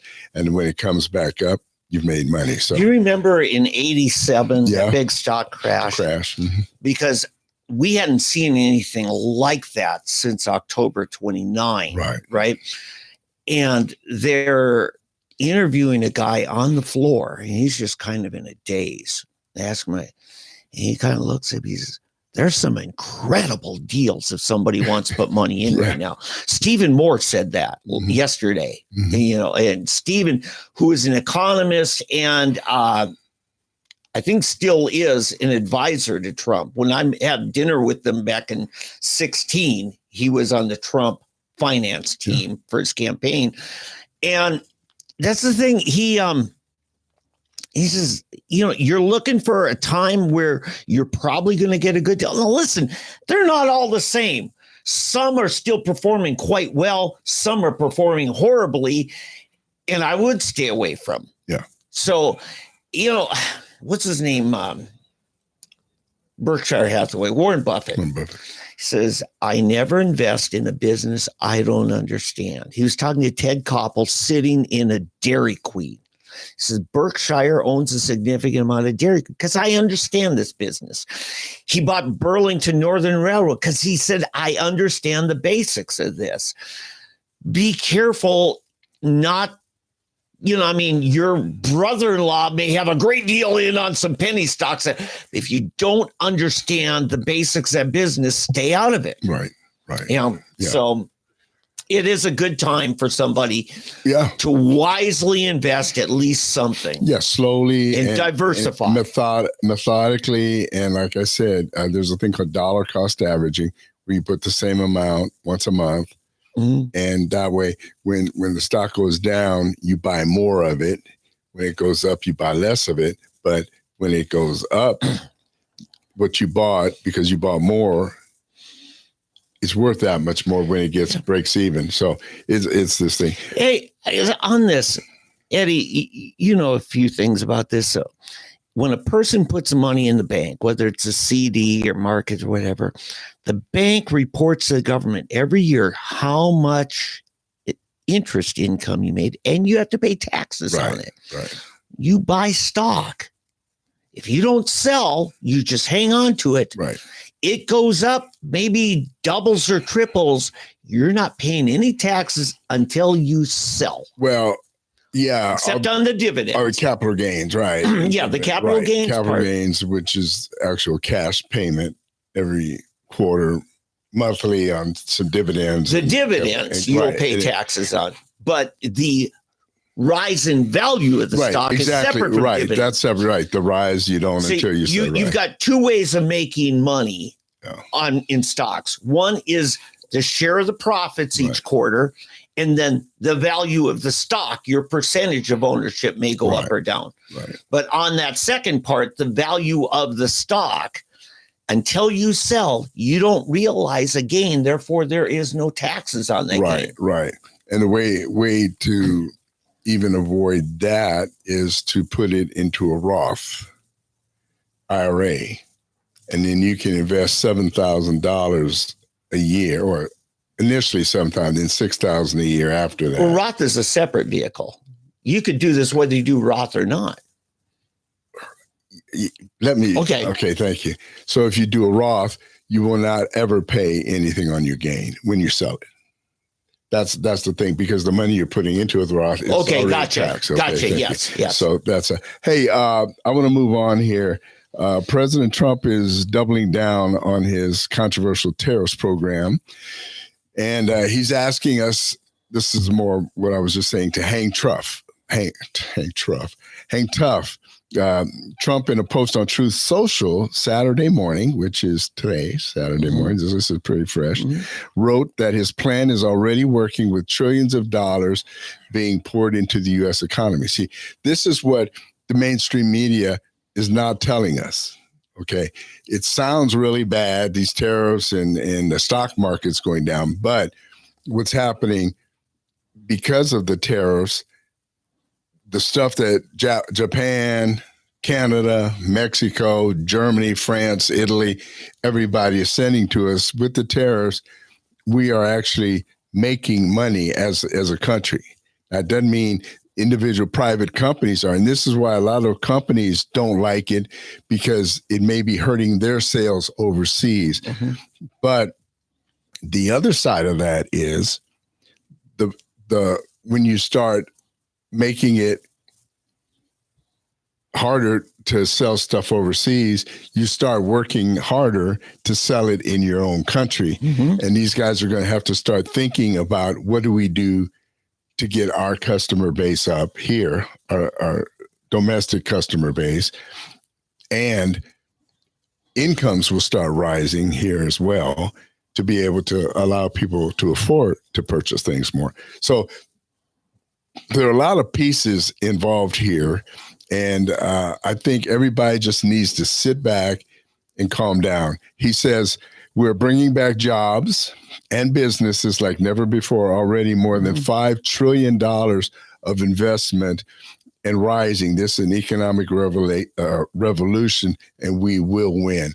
And we know that several of these foreign companies are pouring millions and millions of dollars now into building factories and building things. And what is the Taiwan Semiconductor? One of the most popular semiconductor factories. They were made in Japan. I mean, China. What is it? Taiwan. Yeah. The other China. Free China. Free China. Yeah. Anyway, they now have partnered with Intel. So they're going to start making their semiconductors, and they've taken out a 35% ownership in Intel. Yeah. See, so you're going to start seeing different new partnerships and different things take place. That's key. It doesn't matter who owns it. Right. It's where the factory is. Right. So key. And I want to say, one of my favorite Netflix series is called The Ranch. It was Ashton Kutcher and his buddy from the 70s show, Masterson, plays his older brother, Rooster. Rooster goes to work for some big corporate. But it was serious, wasn't it? The Ranch? It's a serious. Yeah, it's great. And the funny thing, it's rural southwestern Colorado, where you picked which gang you were in. You were either a Ford or a Chevy guy. Everybody drove pickups, and it was either a Ford pickup, and you always bashed the other one. Rooster comes home from his first day working this corporate gig or managing a ranch, and he's driving a Toyota Tundra. And his dad looks at him and says, what the heck, kind of import thing. He says, no, Dad, it's made in Texas. Yeah. And it just messed up his dad's whole worldview. It's an Asian vehicle, and you're telling me it's made in Texas? Yeah, I remember driving through Georgia on the way to Florida one time from Atlanta. Yeah. And actually, we had to go through Alabama. I'm sorry. There's a part where you had to go to get to the Panhandle there. Yeah. And we're driving, I look across, and there's this giant factory over there. In big letters, Hyundai. Yeah. In the middle of Alabama. Or like Trump says, Hyundai. Hyundai. That's what he called you to say. Yeah. And so I like what Mike Mazzei said earlier in our first segment. He says, collectively, there's a 15% tariff charged to U.S. goods when you even it all out in dollar volume.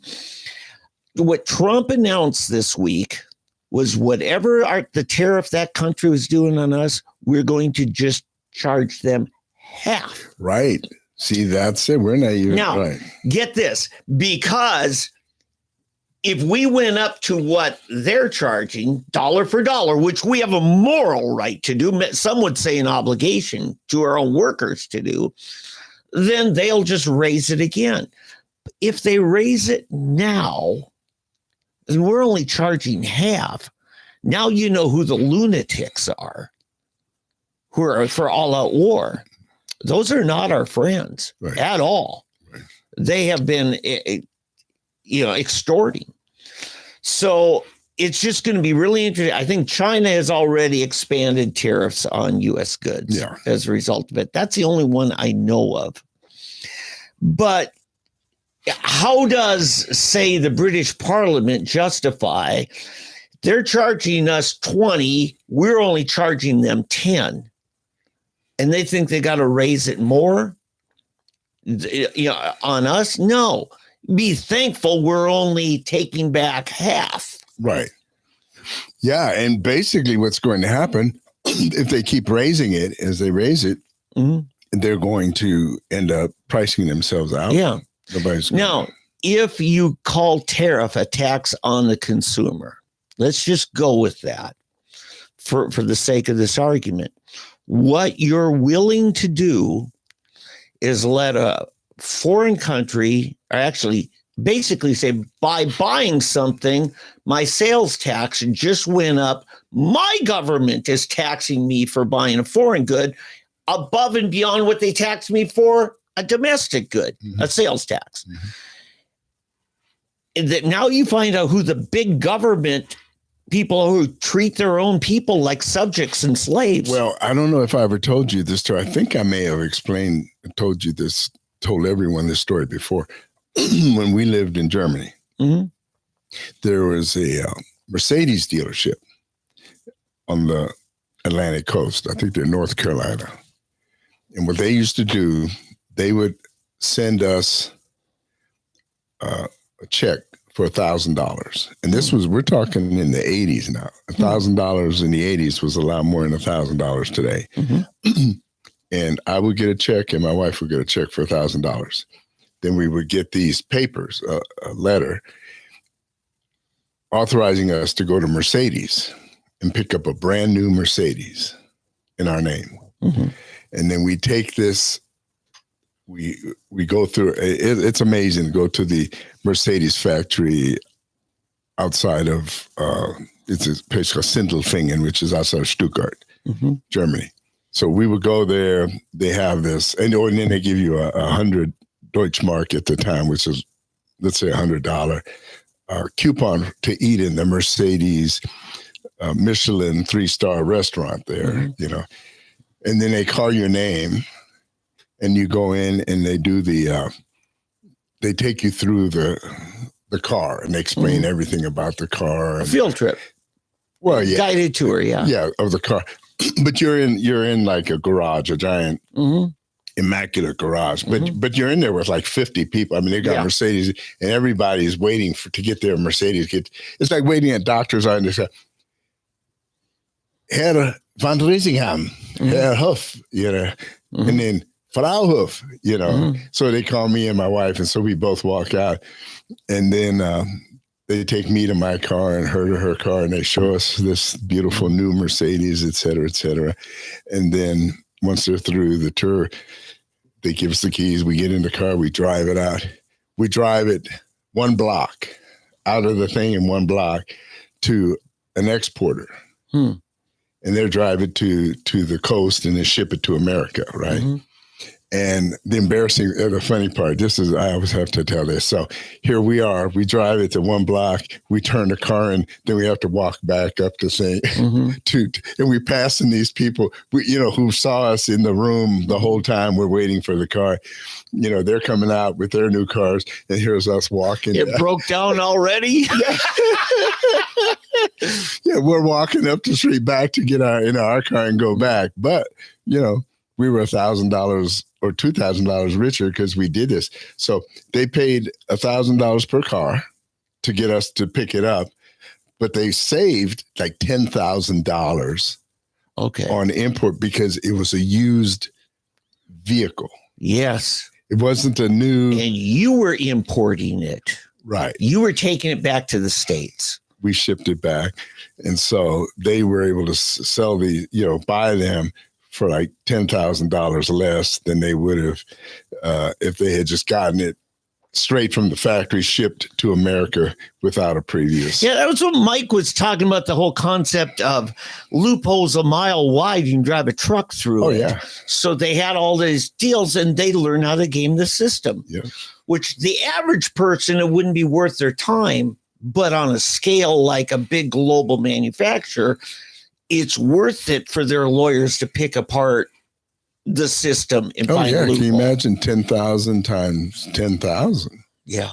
I'm sure Mercedes Mercedes has factories here. Yeah. And BMW has factories here and everybody, Toyota, Hyundai, whoever. Yeah. They've got these factories here. So they're not in bad shape, Yeah. It's the smaller people, the big ones that are probably, well, where you have problems is things like the French with champagne. Because the French, I didn't know this for like 50 years, maybe 60, or I don't know, but that sparkling wine. Yeah, it's a trademark, right? Yeah, and champagne are the same thing. Yeah, but and champagne is because it comes from a place called Champagne, an area. Yes, and so you're only allowed to, like you said, trademark. It's a and they protect it. They protect it. Yeah. So it's like bourbon. If it doesn't come from Kentucky, you can't call it bourbon. It's called whiskey. It's the same stuff. Right. And it costs them a lot of money to protect it. Right. But it would cost them more to lose that trademark. Right. Because we've seen a lot of companies that have lost that. I mean, my adjustable wrench in my toolbox called the Crescent wrench, it used to be a brand name made by Crescent. Circular saws. We used to call them skill saws because skill had the original patent on it. Now everybody makes a circular saw, but they can't call it a skill saw. Oh, I didn't realize that. I thought a skill saw was just because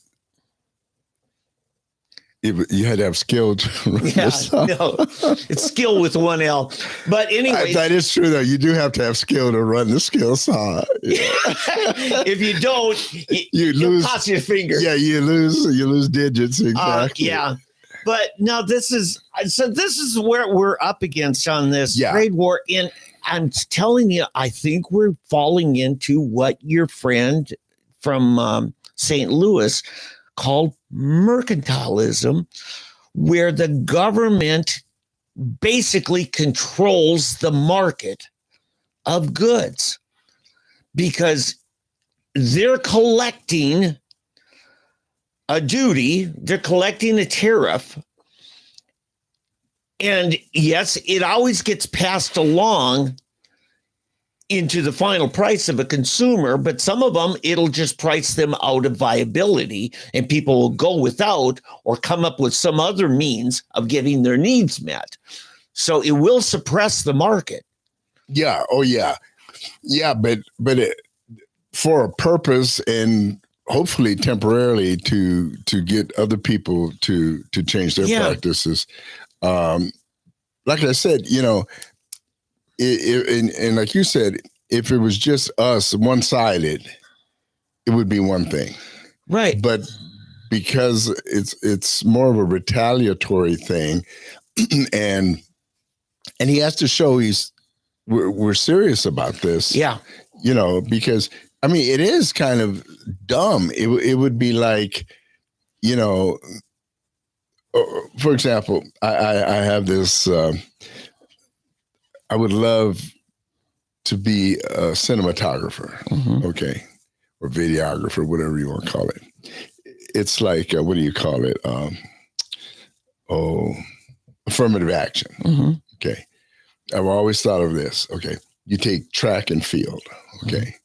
And you zoom in and you show them all lining up, and you got this whole row of these black athletes lined up, ready, sprinters. It's 100 meters dash.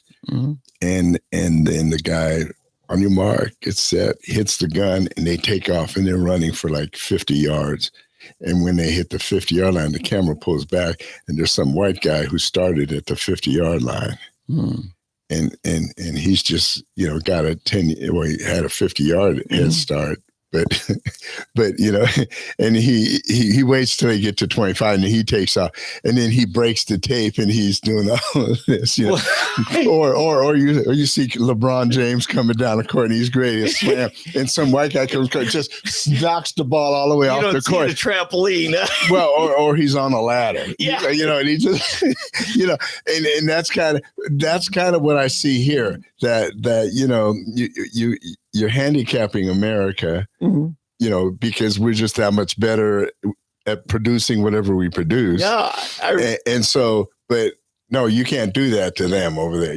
So that's kind of So I don't know. I mean, we had this big pitch back in the 80s that the media and the politicians, free trade, free trade, free trade. And Trump is saying, no, fair trade, Right. fair trade, fair trade. I ran into this, though, with then our Congressman, John Sullivan, because my wife had significant health needs that prevented her. This is before Obamacare.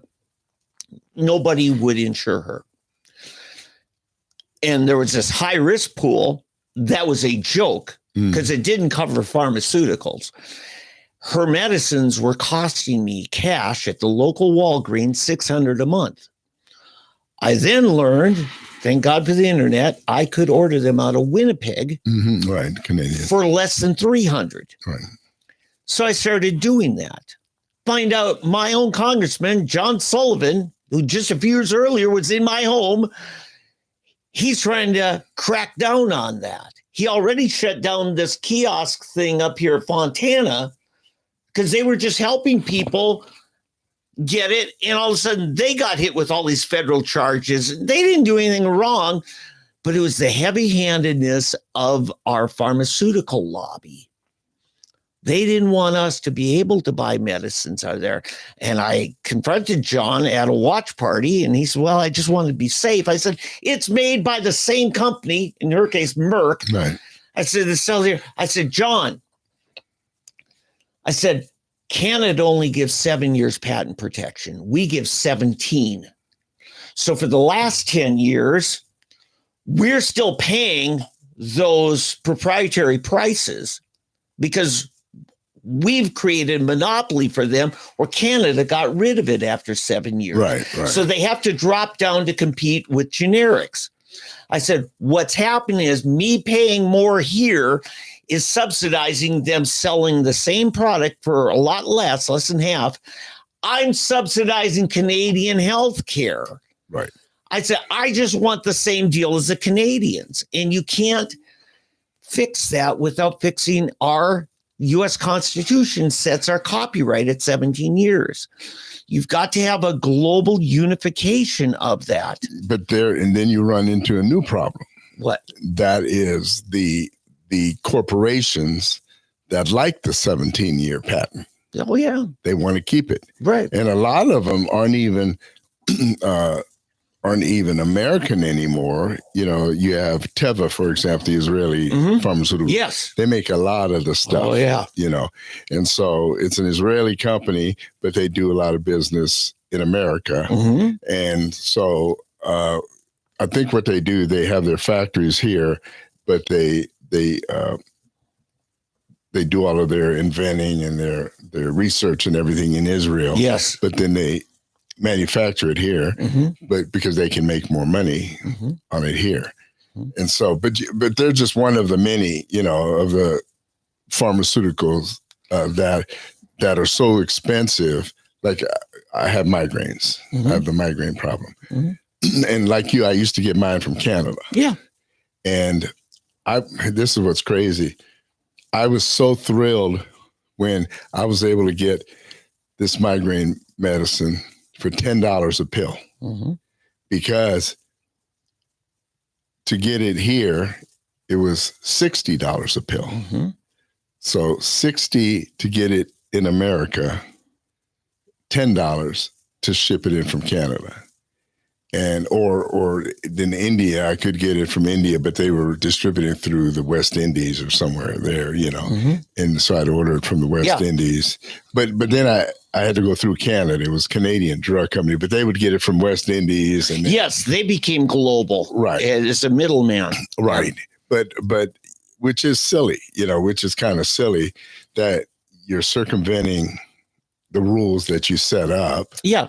And instead of just drop all of your patent laws and your other laws that you have that are keeping people from being. Well, yeah. And this is what I hope Bobby Kennedy is able to work on. Yeah, our copyright is set in our U.S. Constitution for 17 years. It's in the Constitution. It's in the Constitution. I never. And Eddie, I'm not saying drop it to 7. Which amendment? No, it's in the original. The actual Constitution, not an amendment, or it was Well, then we need an amendment. That should be where are we at 27? We need a 28th. I think you should just remove it, make it statutory law. Yeah, but you can't just remove something from the It's an amendment. You amend to strike it. Well, that's what I'm saying. Which amendment is it? It's not an amendment. It's in the original. You'd have to make an amendment to strike it. That's what I was saying. Yes. That's what yeah. What we have here is a failure to communicate. So, but here's the thing, because if you make it statutory, then you allow the Congress and the executive branch to make it part of our treaty negotiations. Right. But do you think, this is the problem that Trump is running into now. Is he going to face all the lobbyists? Our representatives being lobbied by no, we don't want to lower our here's the thing. Patent. We were so removed when the Constitution was removed. I mean, it was weeks in a little wooden ship to get to Europe. We had to build our own economy here. So now, in this day that you can air flight something out of Europe and it'll be delivered the next day, hello FedEx, we're in global economies. You got Alibaba, you got Amazon, you got all this stuff.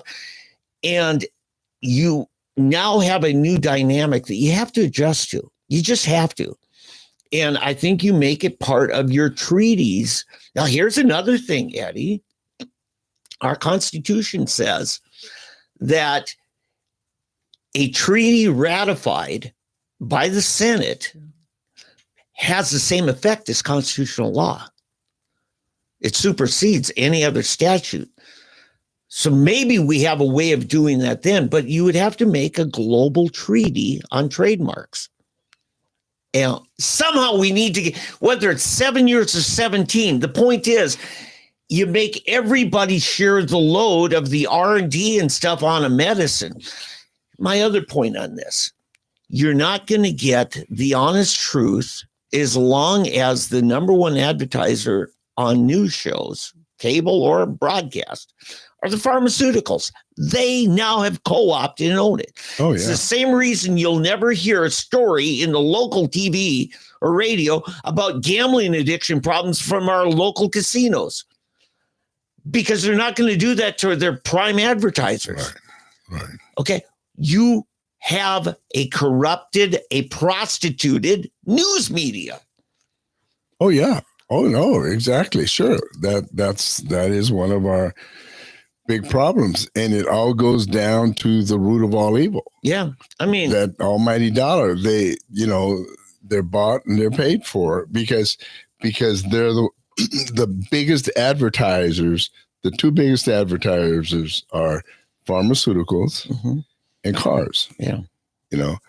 I mean, every time you turn in the evening, you can't get through any program without seeing a car commercial and a pharmaceutical commercial, people dancing and having these wonderful lives and this drug here will take care of it. You have whatever else. We got a drug for it. By the way, just to say on an aside on the whole casinos and gambling thing, after you left KFAQ morning show, Pat Campbell had me in studio once, and he was bad-mouthing OCPA, Johnson Smalls, because they were claiming racism in our compact that our legislature signed with the casinos, with the tribes. Yes. And I confronted Pat. Well, Pat's boss, KOTV, Griffin Communications, in tight with the Cherokees and that. And we went to break, and he looked at his text. He says, we got to go back to this. You just accused the tribes of Jim Crow laws. And we went back, and I said, no. I said, it's the legislature I'm upset. They sold away my rights for a cut from the tribes. The net result becomes a Jim Crow law. I said, black casinos matter, Pat. Truth. Yeah. And Pat dropped it, but he never invited me back again. And I think I don't think he had a choice in it. Yeah, he might have been told we don't want him. Oh, exactly. He was clearly dictated to. When Griffin took over, sadly, that was the end of talk radio at KFAQ. Yeah. It just was. Yeah. And Pat was in declining health at the time. Well, yeah, but even, by the time I left, it was already declining. You could tell it was. Channel 2 really let it die in the vine. Right. That's where it started, because they started strangling. Yeah. I'll tell you what it was. They hired these two guys that were fired at KRMG to come in as program director, and the I can't remember what his title was. It was worthless. Anyway, they came in and they started just cracking down. And see, with me, as you know, that's why I ended up quitting, because I saw where I wasn't going to be controlled like that. But Pat, it was his livelihood. I mean, that was his living, so he had to toe the line. Yeah, he uprooted, moved across the United States for it, and this was his dream. Right. Tammy Marler left. I mean, early on in 14, 15, when Tammy came out, it was looking like this is going to be a good thing. Mm-hmm. This Scripps Howard, buying them out. Right. But the best was Journal Broadcasting, who had it, and they're a national syndicator, and they basically left it. Was it Brian Gann was with them then? Yeah, he was the program director. That was the station manager. Was a good guy. Randy, I can't remember his last name. He moved to Nashville. Yeah. But so many, it just became that way. Yeah. But anyway, so we're being lied to by our media. And another way we're being lied is the government narratives. I'm now realizing how much the government controlled the media narratives on so many globalist stories. I remember, I'm now learning that it was our CIA that orchestrated the Ukraine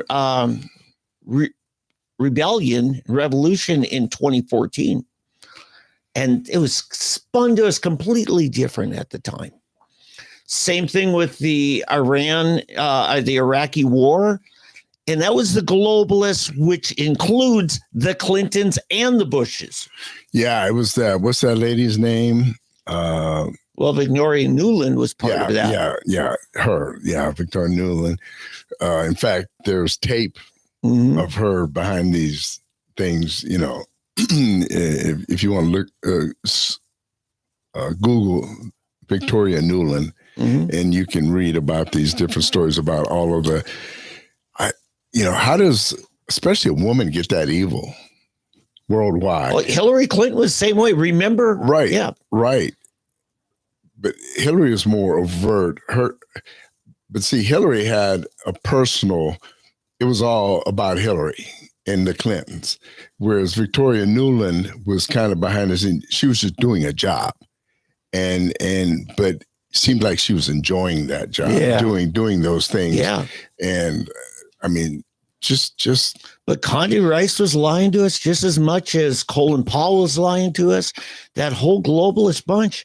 I mean, they had a deal where Muammar Gaddafi was going to be exiled to another country. It was going to be a peaceful transition. And Hillary nixed it. Mm-hmm. She wanted him murdered. She literally did the cutthroat sign, hand across there. She wanted him dead. She didn't want him to be able to tell his side of any story. Right, exactly. And this is why, remember how much Tucker Carlson got the ire of the legacy media for going to Russia and sitting down with Putin? They didn't want Putin to be unfiltered. Right. To tell his side of the story. Right. Yeah. Now, there's a lot of things Tucker says, I don't want to believe his narrative either, but somewhere in the middle, there's the truth. Oh, yeah. And you can see it, and the crazy thing is, you look at life in Russia, the daily life in Moscow and some of these cities, and the overall health and welfare of the country, they've come so far. Yes. Because their country back prior to 2000, prior to Putin, let's say, it was poverty stricken. Oh yeah. I mean, those people were living in just downright poverty. Yeah. But he has brought that country up. So why do we have, I'll tell you, I used to hate Russia. I mean, hate it with a passion. You're supposed to. Yeah. Well, yeah. And it was my Catholic upbringing. Okay. Because the communists, they persecuted the priests and they deserved murdered the and killed. Right. But then, what changed me, what first got me thinking, I was living in Amsterdam and Sting came out with that Russians love their children too. Yeah. That's all. It's amazing how not many songs really affect me or cause, but that one really made me think that Russians love their children too, to think about how I thought about the Russian people. Yeah. What type of people they are. One of my greatest academic achievements in high school was I actually read the book One Day in the Life of Ivan Denisovich, the Alexander Solzhenitsyn book about the labor camps in Siberia. He got that book smuggled out of the country so that they couldn't just make him disappear. He finally was exiled. He came to the United States. I think he settled either in Vermont or New Hampshire. But as soon as the Soviet Union fell, he went back. And he refused to become a tool of NATO and the West in the propaganda wars. He said, I believe Russia will put off communism, Marxism, and come back to God. He really believed that. And I've read a recent story. He wrote a great article just a few months ago, and he's still living in Russia. But he's just talking about, the problems. And I realized why it was such an amazing feat that as a 15-year-old, I read his book. He's a hard writer to follow. Long sentences, very prepositional phrase after another. But here's the thing, Eddie, we've got to have more than one source and more than one world viewpoint we listen to. Yeah. Yeah. Yeah, that's it. Exactly. And that's what caused me to kind of take, I would call it a more neutral position on Ukraine. I'm not for Russia going in and taking over Ukraine. Definitely, I don't want that. There's no good guy in the back. No, but I don't want to be manipulated into attacking Russia because some dictator in Ukraine, in a country that is known to be racist. I'm not, I'm not a really racist, but they are. It's known that it's one of the most racist countries in the world. Let's put it this way, ethnocentric. Who are you referring to? The Ukrainians. Ukrainians. Yeah, ethnocentric countries on the planet, okay? And not just the average Ukrainian, but they're actually these groups or gangs within the country that make our Ku Klux Klan look like kindergartners. Okay. Remember when the war first started, he talked about the Nazis. Putin did, about the Nazis that run Ukraine. Yeah, they're there.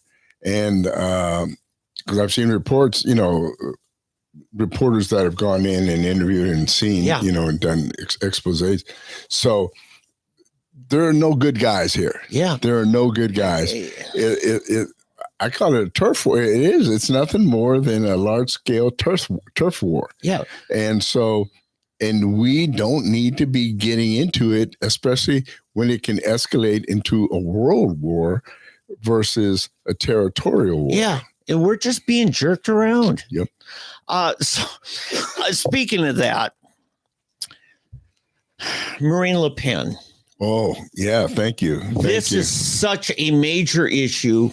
Eddie, I told you a few weeks ago, and I repeated it, that we should renegotiate NATO and just replace it with something different. Now I'm at the point we must cancel our membership in NATO because, and this isn't just In France, protest, right? okay, a number of the EU nations, what you see happening in Romania, what you see happening in Germany, where the most popular group, they're all boycotting them and trashing them.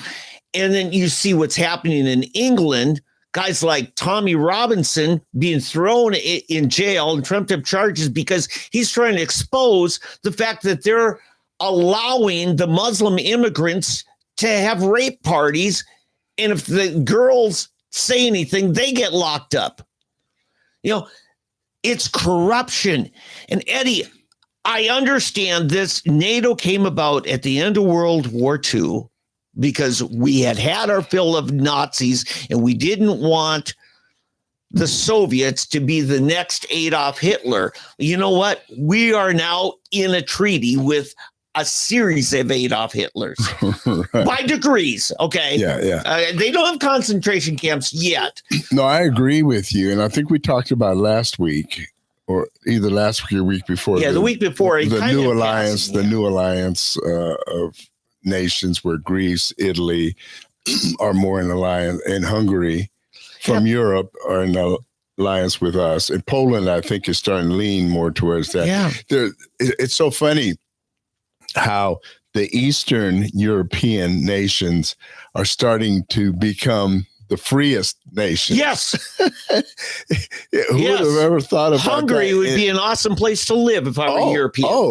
All the movies, the commercials, anything I see about Budapest and Hungary, it's almost idyllic. It's just clean, It's beautiful. beautiful. Yeah. I mean, Paris has nothing on Budapest as far as I'm concerned. No. But here's the thing. You signed this treaty 80 years ago now, NATO? You assume that France will always have the French values of that time, and England. Now, Germany was the loot we split up. The Soviets got 3/5, right? We got 2/5 of Germany. And now all of a sudden it's a different reality. So I go back to George Washington's warning. Be careful not to be entangled in the wars of Europe. Yeah. Well, that's good. Yeah. Because this is the thing. We're entangled with a bunch of tyrants right now. Well, and here's what really bothers me, Dave, that they don't like us. Mm-hmm. They don't like us. I don't think the French ever really did. No. And here's the reason. The French don't like anybody. Yeah, exactly. Okay, and the French don't like anybody, and especially don't come in and tell us what to do. You helped us, thanks, bye. It's an arrogant conceit, isn't it? Now, the Germans are a little different. The Germans still think they're the master race. Yes, they do. They really do. But they have some compassion for you, bless your heart. Well, it's because the American military ruled the place back then. I don't know if I've told the story, but when I was born, the whole Nuremberg area, the army wasn't integrated. Right. So it was all black soldiers. So what are you going to do? And they weren't kind. I mean, they weren't kind. If they would take a German. There was one guy who was kind to a young gal that. You're always going in a different direction. What I'm talking about, if like my dad would tell me stories about how they would take over the whole town in Nuremberg at night, and they'd be driving the cable cars and throwing people off. If they didn't like you, your dad's buddies did that. Oh yeah. Oh, geez. Oh yeah. They beat somebody up on the street if they looked at them wrong. I mean, we were not nice, the kindest people to the Germans. Yeah. Well, it's because they were the super race, especially that area. Right. Bavaria was the Aryan, headquarters, the capitals. And so they, and there were still a lot of Nazis. In fact, my uncle, it used to be funny. I had another I guess, a cousin, and we went to visit him. Yeah. And my uncle, he was just crazy. My mother's brother. We went to the guy, and when the guy turned around, my uncle said, Nazi. he was lipping, Nazi, big Nazi. so I even had relatives, I guess, that were big Nazis, you know. And but my uncle, he was just so funny because he was a nut. He was a funny guy, you know. Yeah. He never my whole family, they never.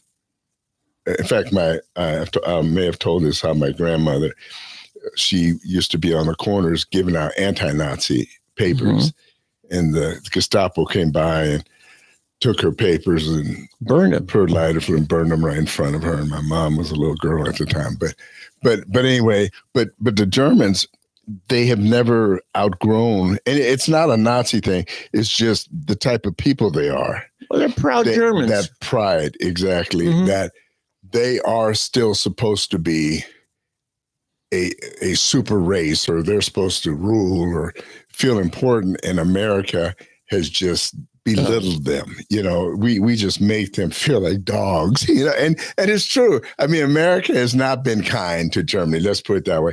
So, but they've gone overboard. So you got that hatred there, the French who hate everybody, the British who now is starting to surface all the way back to the Revolutionary War and War of 1812.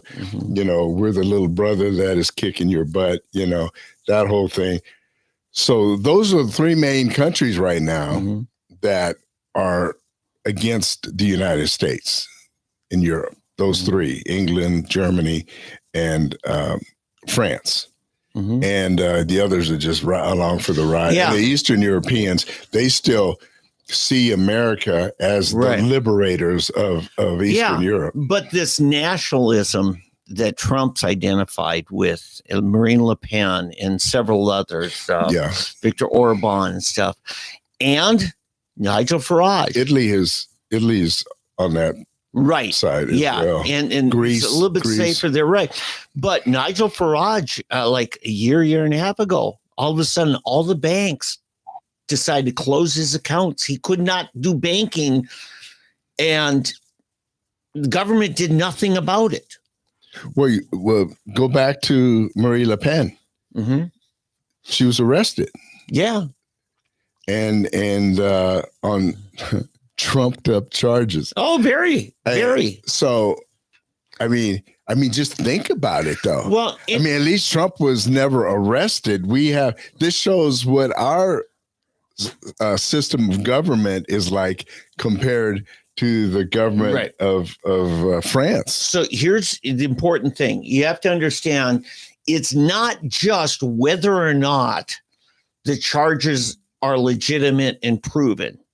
You also have to show a uniform application of justice where they're enforced equally on everyone. Because if you're only going after the one guy, it would be like the cop at the corner and everybody goes to a rolling stop because the four-way intersection is empty and they do nothing about it. But as soon as the guy who's challenging the mayor goes to the same rolling stop, they've got him cuffed and in the back seat. Yeah. And if you look at Germany, they had the elections. And this newer party, which is kind of like our Republican Party, they're more of a nationalist party. They now have vacated their win and saying, we don't care, it doesn't count, in Germany. Well, yeah, the AfD, Alliance for Deutschland, they're the ones that they said, we won't have anything to do with it. It's a woman who's actually the head of it. Just like in France. But these other people, they had to form a coalition. Are you saying they failed to get their coalition? Yeah. Yeah. So the CSU. Yeah. Yeah. And the CSU has pretty much squeezed them out. Yeah. They flat out boycott them. They said, we will never have anything to do with them. Right. And they're branding them as Nazis. And there's nothing Nazi. See, this is what's so crazy. It's just like in America, we've gotten the same thing. The left here wants to brand everybody that's against the liberalism, the progressive movement. You're a Nazi, or racist, racist, and Nazi. You know, you saw where Tesla they're putting swastikas on. You know, it's just stupid. It has nothing to do with Nazi, which people don't even understand what Nazi means. But so that's going on over there. So you got Germany, France. So you got Marie Le Pen there. The AD, what is it? ADP or AFD? AFD. I'm sorry. Yeah. And then there was somewhere else where they vacated. Oh, Romania. Romania is where they arrested. Yeah, he's in prison. The guy who that won. was after the election. They canceled it when they saw the results. Right. That he'd won. Right. So these are things that are going on in Europe. So Europe's in a pretty bad state. And Dave, you know what's the saddest thing about it? These are the countries we fought and died to keep free. Yes. These are the ones we fought to keep free.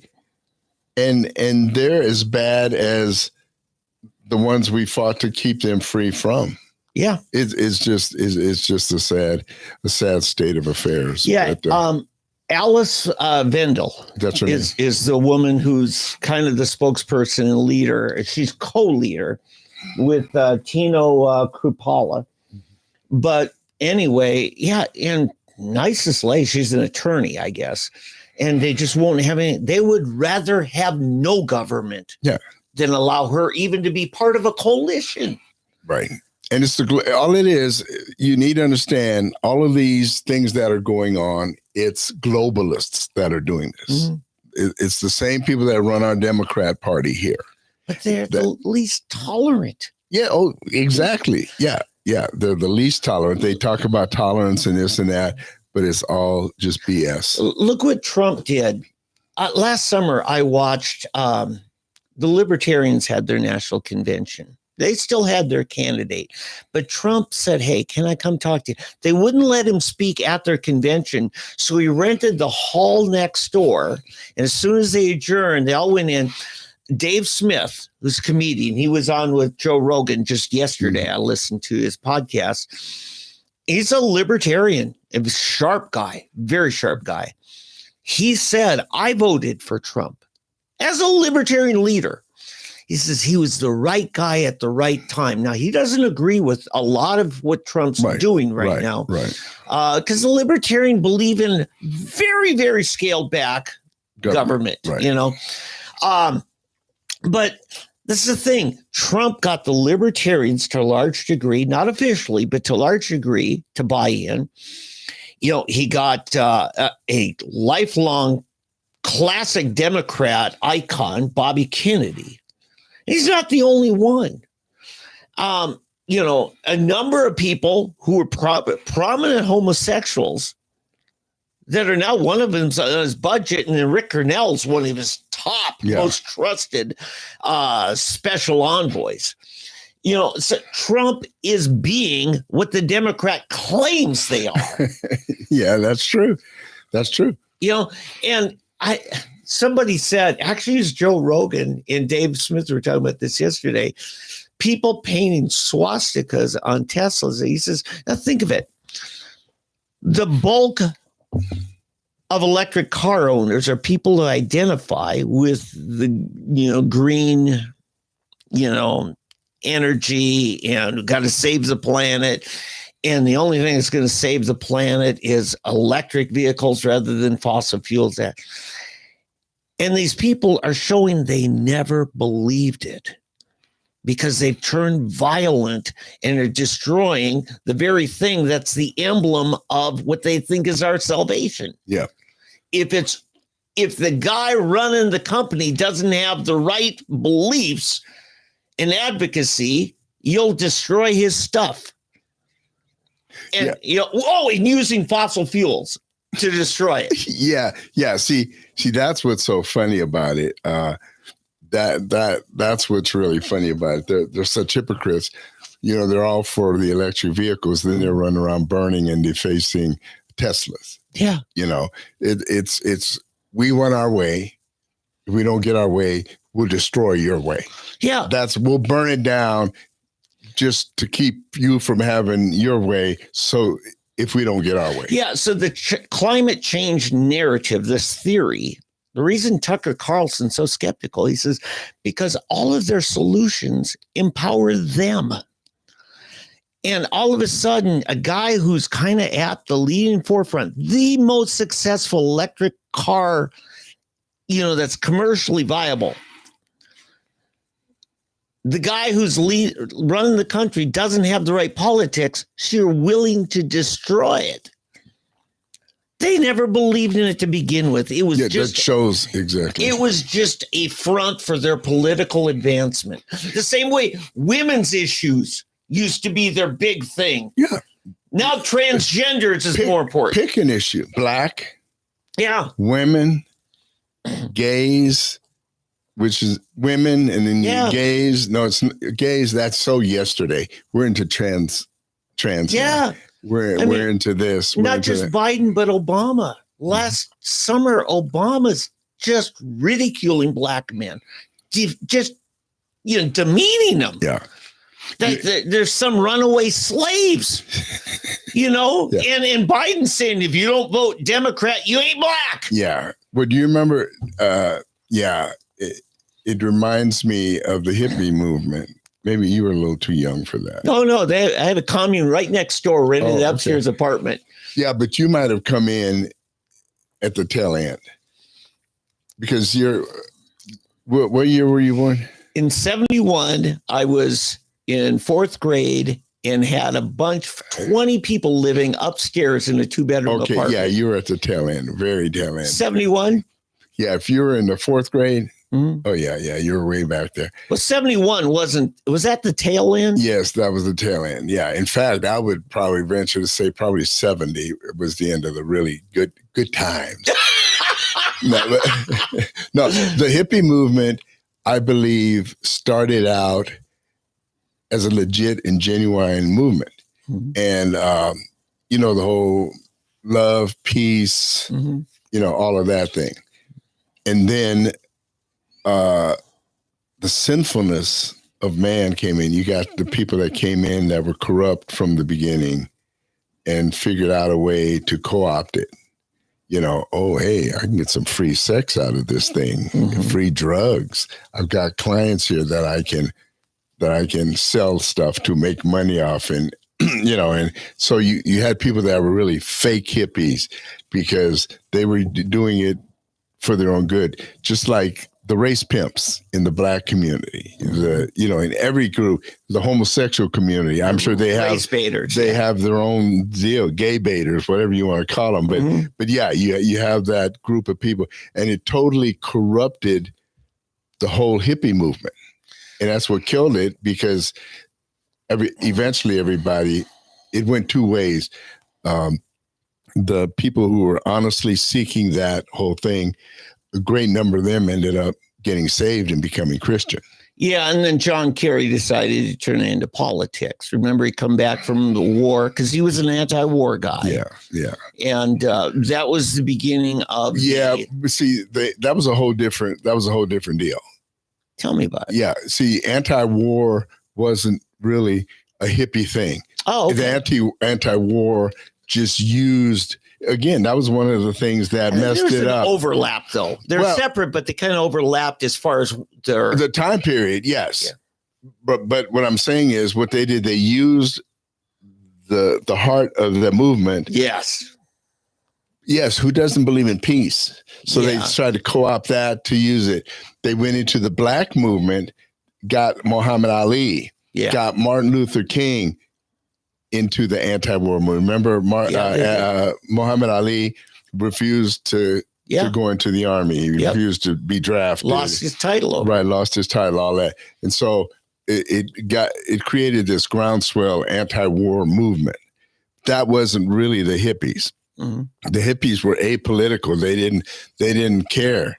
They just wanted to live in peace and harmony with people, love the land, love one another, and everything like that. I mean, some of those truly beautiful people. I mean, it's really nice Mhm. So that's what I'm saying. The whole idea was right, but the sinfulness of man just totally destroyed Yeah. the whole heart of what the movement was about, and it was like everything else. It just destroyed it. So it never recovered. I do want to say, just to wrap up on this NATO thing, we just have to walk away, because remember, we sent J.D. Vance over there before the whole Marine Le Pen thing and warned him, like, really, you think you're a democracy when you're this weak? Yeah. And then they pull this. This is an in your face to J.D. Vance and to the Trump administration, what France has done here. The main two agitators in this, I believe, are England and France. Mm-hmm. Yeah, Germany's too weak. In fact, remember, Schultz left. They had that meeting. What was the event? Trump had done something. And then I think, it was as soon as that mess up, Zelensky, the disaster at the Oval Office, then they had a meeting. Those three countries met. And Schultz was facing elections that weekend. He finally left the meeting. So I think, you basically have England and France right now. Right. And the funny thing, this is an aside. Candace Owens, she's way bigger now.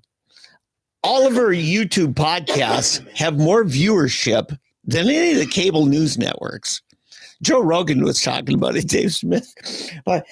And she's going hog wild on a lot of conspiracies, one of which is, Macron has a partner, I'll call it that, who's reports as a much older woman. Yeah.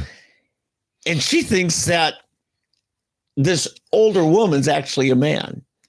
And Joe Rogan says, I believe it. Evidently, she's put a case. I've got to dig that up and find out, because I'm listening to this thing late last night.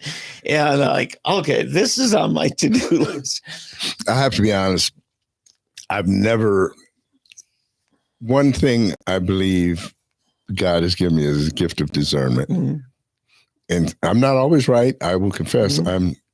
I'm occasionally wrong. Mm-hmm. But with Candace Owen, I've just never, I can't say I don't like her. That's ungodly of me, unchristian. Well, you're suspicious. Yeah, I've never trusted her. Yeah. There's something just did not feel right about her. And what really turned me off, do you remember this black young woman who ran for Congress in Baltimore? So Maya Love? No. No. She was in Utah. Okay. She's gone. She turned out to be just another Mitt Romney. Yeah. But no, this is I cannot think of her name now. Anyway, there's this woman who had this great campaign commercial where she was walking through the ghetto, looking around, and she would talk as she was walking, just showing how messed up it was and everything. But anyway, and Candace Owen basically accused her of being a prostitute and stuff, just coming down. Yeah. And I'm thinking, and it's like Candace Owen is always picking fights with other conservatives. It's like, I'm not going to have another black woman take over the spot of being the conservative black woman that, that everybody looks at. It was almost like it would be like me if some other black conservative person came around and I started just talking bad about them because they're another black. You're on to something here. Pat Buchanan was often accused of being that, quote, flamethrower, right? And it did him well from a business model as a talking head, as, So he would talk bad about other. No, he would use just more red meat language. I see. Pat was a wordsmith. Fantastic. Right. But I'll call to mind Ann Coulter as an example. Yeah. There's certain people that know that if they can throw enough red meat, they'll get better book deals. They'll get better, terms for being a, consultant to the cable news companies. But eventually they will go too far.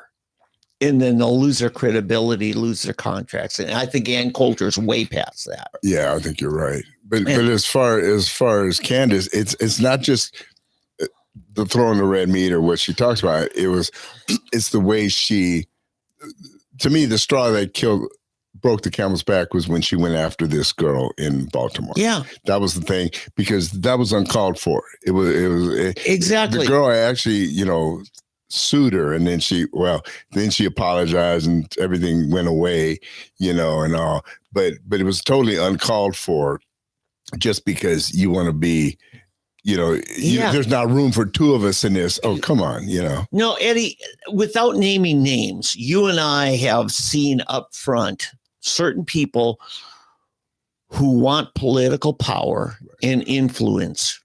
And if they can't find a demon to rally their forces against, they'll create one. Right. And they'll destroy reputations of good people who are no threat to them, but they see them as a potential threat. So they will preemptively destroy a person.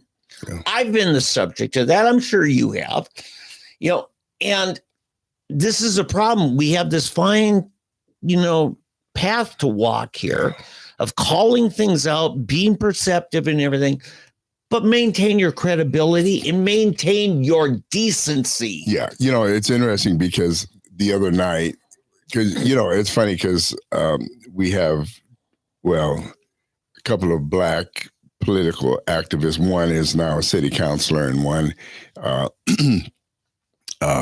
was his campaign manager that I came against pretty strongly. Mm-hmm.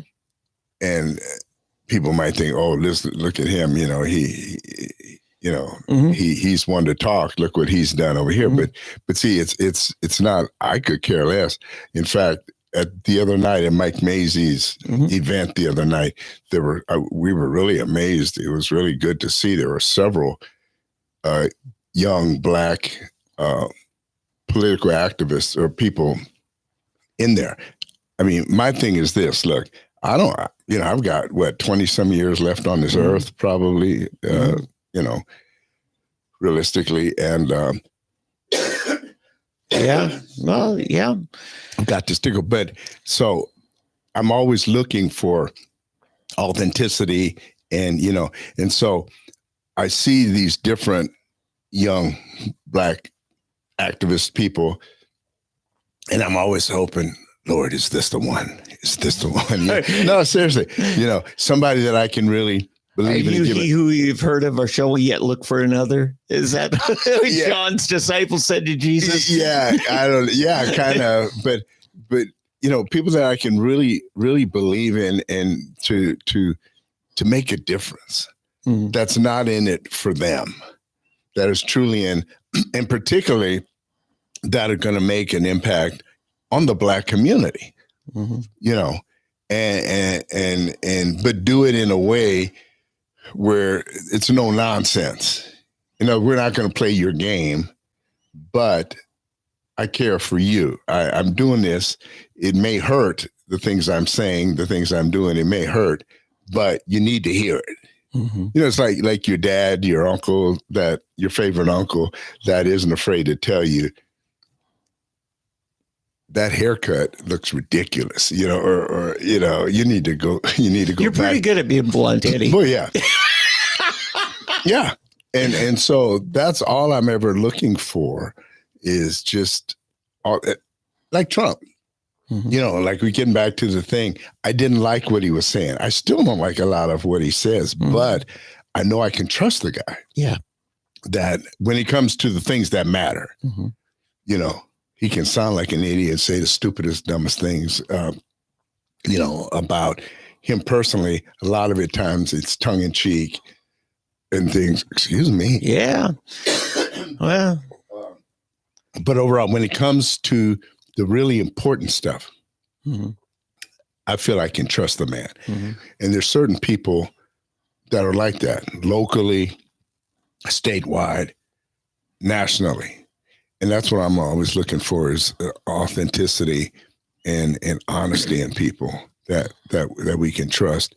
And and at some point, like, man, we've got some really good Black representatives that we don't even know about or see. It's because they're not in front of a microphone all the time. Texas has several. Yeah.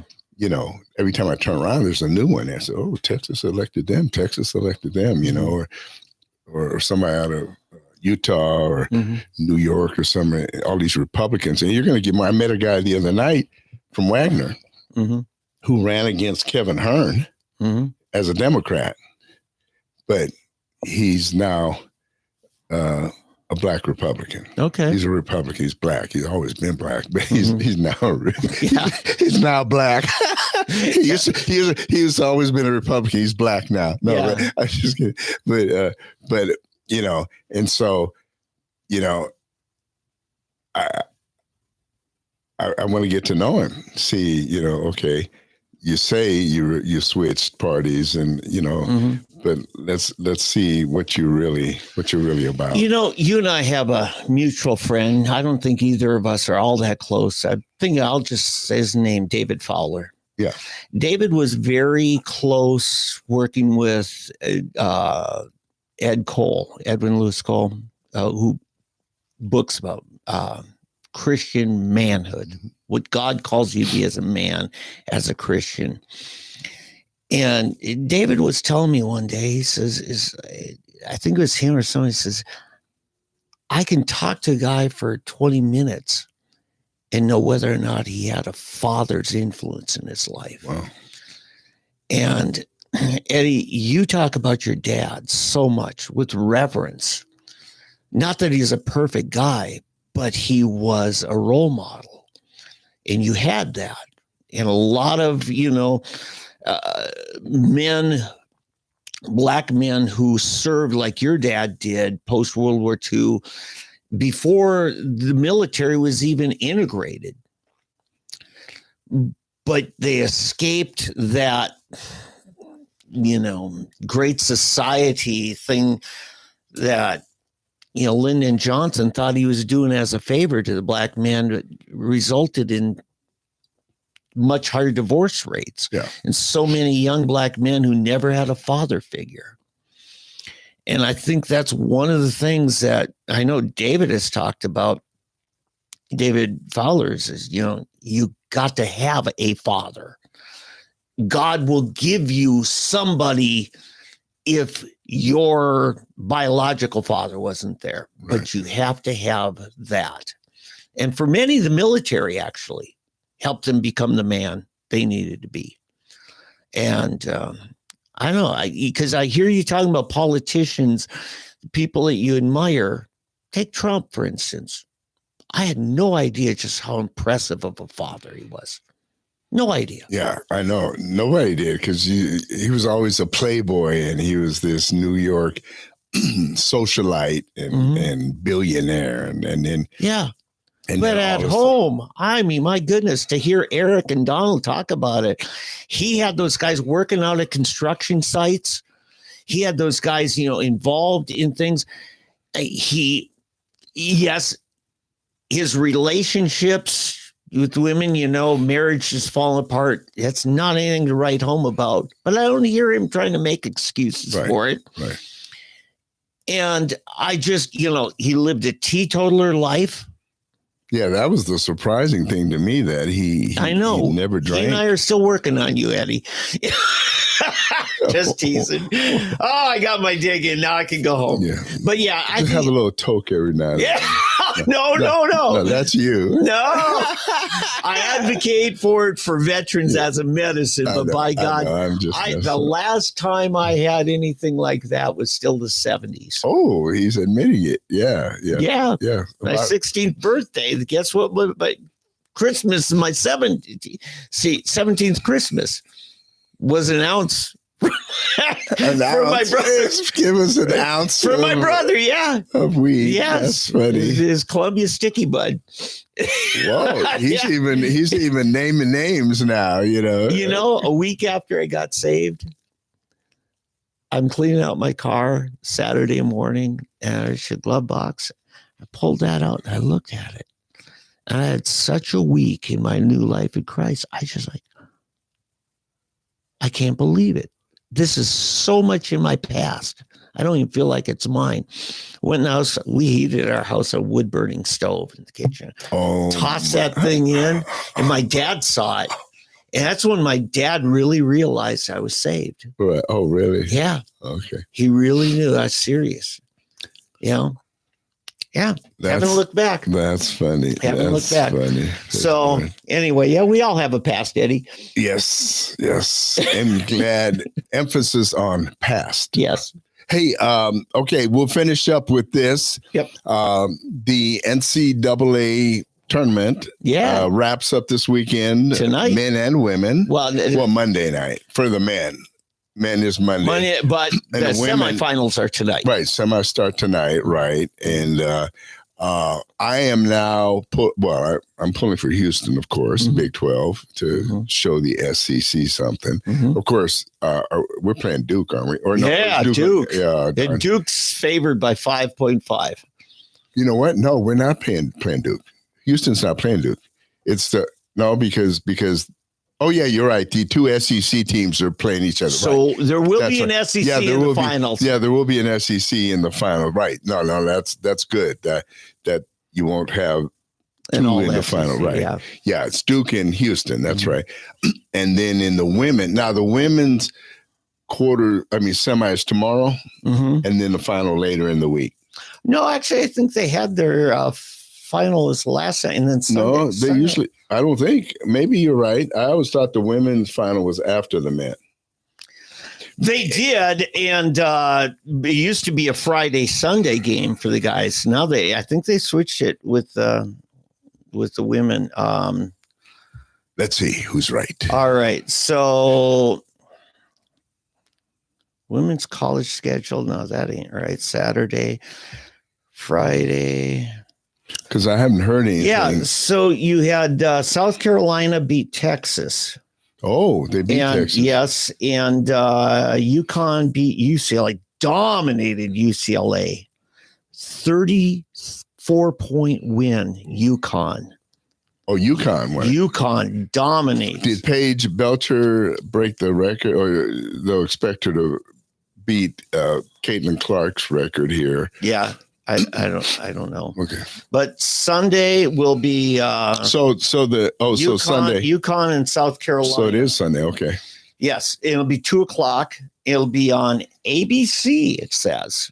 Oh, by the way, so this Final Four is on CBS. I've been complaining ESPN controlled everything. No, last weekend I got to watch some Sunday games on CBS. Right.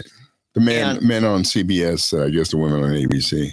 Yeah. So anyway, so ESPN just bought the round of 64, that bunch. Well, I'm glad this is almost over, because the next thing will be, are you ready for some football? It's the draft is the next big event. Yeah. And then, I've become a real fan of college women's softball, and OU moved down to 3. Oh, they lost some? They did. They had a tough skid. I think it was in Tennessee. So Texas is number 1, Florida number 2 right now. Yeah. Well, OU will be back. They'll get them into shape. But at the end of the season, they'll. Yeah, but in men's baseball and women's softball, SEC is so dominant. Yeah. 7 of the top 10 baseball teams are SEC. 7. 7 of the 10 top. The 7 of the top 10. Probably weather has something to do with it. You have a huge advantage. Huge advantage. I remember I was going to Raymond my first year, and there was this massive spring windstorm, kind of like we had, gusts up to 70 miles an hour. I'll go over to ORU after I close the store. I'm working at night manager, because the University of Minnesota is playing ORU. First game, I get there for the bottom of the first inning, and it's 17-0. Because all I had to do is pop that ball up in the air and the wind just carried it over the fence. But I was a Minnesota fan. But see, you had to go on south road trips early on because there's still snow. Yeah. Which, by the way, we got snow in the forecast for tomorrow. Really? Yeah, in Tulsa. Well, I'll tell you what, it's a trifecta out there now. It's cold, it's wet, and it's windy, and those are worse than snow. Yeah. If you have no wind and snow, it's wonderful. No, it's going to get cold enough to snow. Right. But overnight. if you have rain and windy, cold rain, Yeah. That's the nastiest. That's the worst. Probably Wisconsin, Minnesota weather right there. Yeah. What you got outside. Yep. So anyway, yeah, it's a crazy basketball year, and I hope Houston represents well because I like you, I'm a Big 12 fan. Yeah. Not real proud of OU going after the money and bailing to the SEC. Yeah. But something's going to change. Yeah, we'll see. And the Panthers, Florida Panthers, they've moved out of the first place. I think they're in second, or they may have dropped down to third too. But they've got a lot of injuries right now. Yeah. Hockey, we're speaking hockey right now. But we'll see when they get their full squad back. The thing about, what I don't like about basketball and hockey, they have 2 seasons. You have the regular season and you have a champion. Because the President's Cup, you win if you win the regular season, you're first place. But that doesn't mean anything, really. Yeah. I mean, the big thing is the Stanley Cup. Absolutely. And the Stanley Cup is the second season, which only, 8 teams, I guess, 8 or 10 teams get to play for the Stanley Cup in the playoffs. Sure. So you got to be in the top. I think it's 5. One's a wild card. Then you got the 4 other teams. And so that second season is, in fact, the Panthers, when the first year, 2 years ago, they were a wild card. Yeah, I remember that. And they went all the way to the finals against Las Vegas where they lost. That's right. So, but it makes a long season. Yeah, in basketball, they let too many in their playoff. Remember baseball, you had to win your division, and there's like 12 teams in your there's an East and a West. Right. In both the NL and AL, only 4 teams made the playoff. Then you have the 14 playoff, right? And that's it. Right. When you have 5 teams in playing off. You're 4th place and you're still in the playoffs. Right. Really? Come on. And playoffs. Yeah, I know. But you know what it's about? It's about the dollar. It is. That's exactly. Why do you think NFL went from 12 games up to 17? Yeah. Yeah. I mean, you would think with 85 games, though, compared to the 16 that the NFL had, you would think that 85 games, you should have enough money. Yeah, baseball's even more.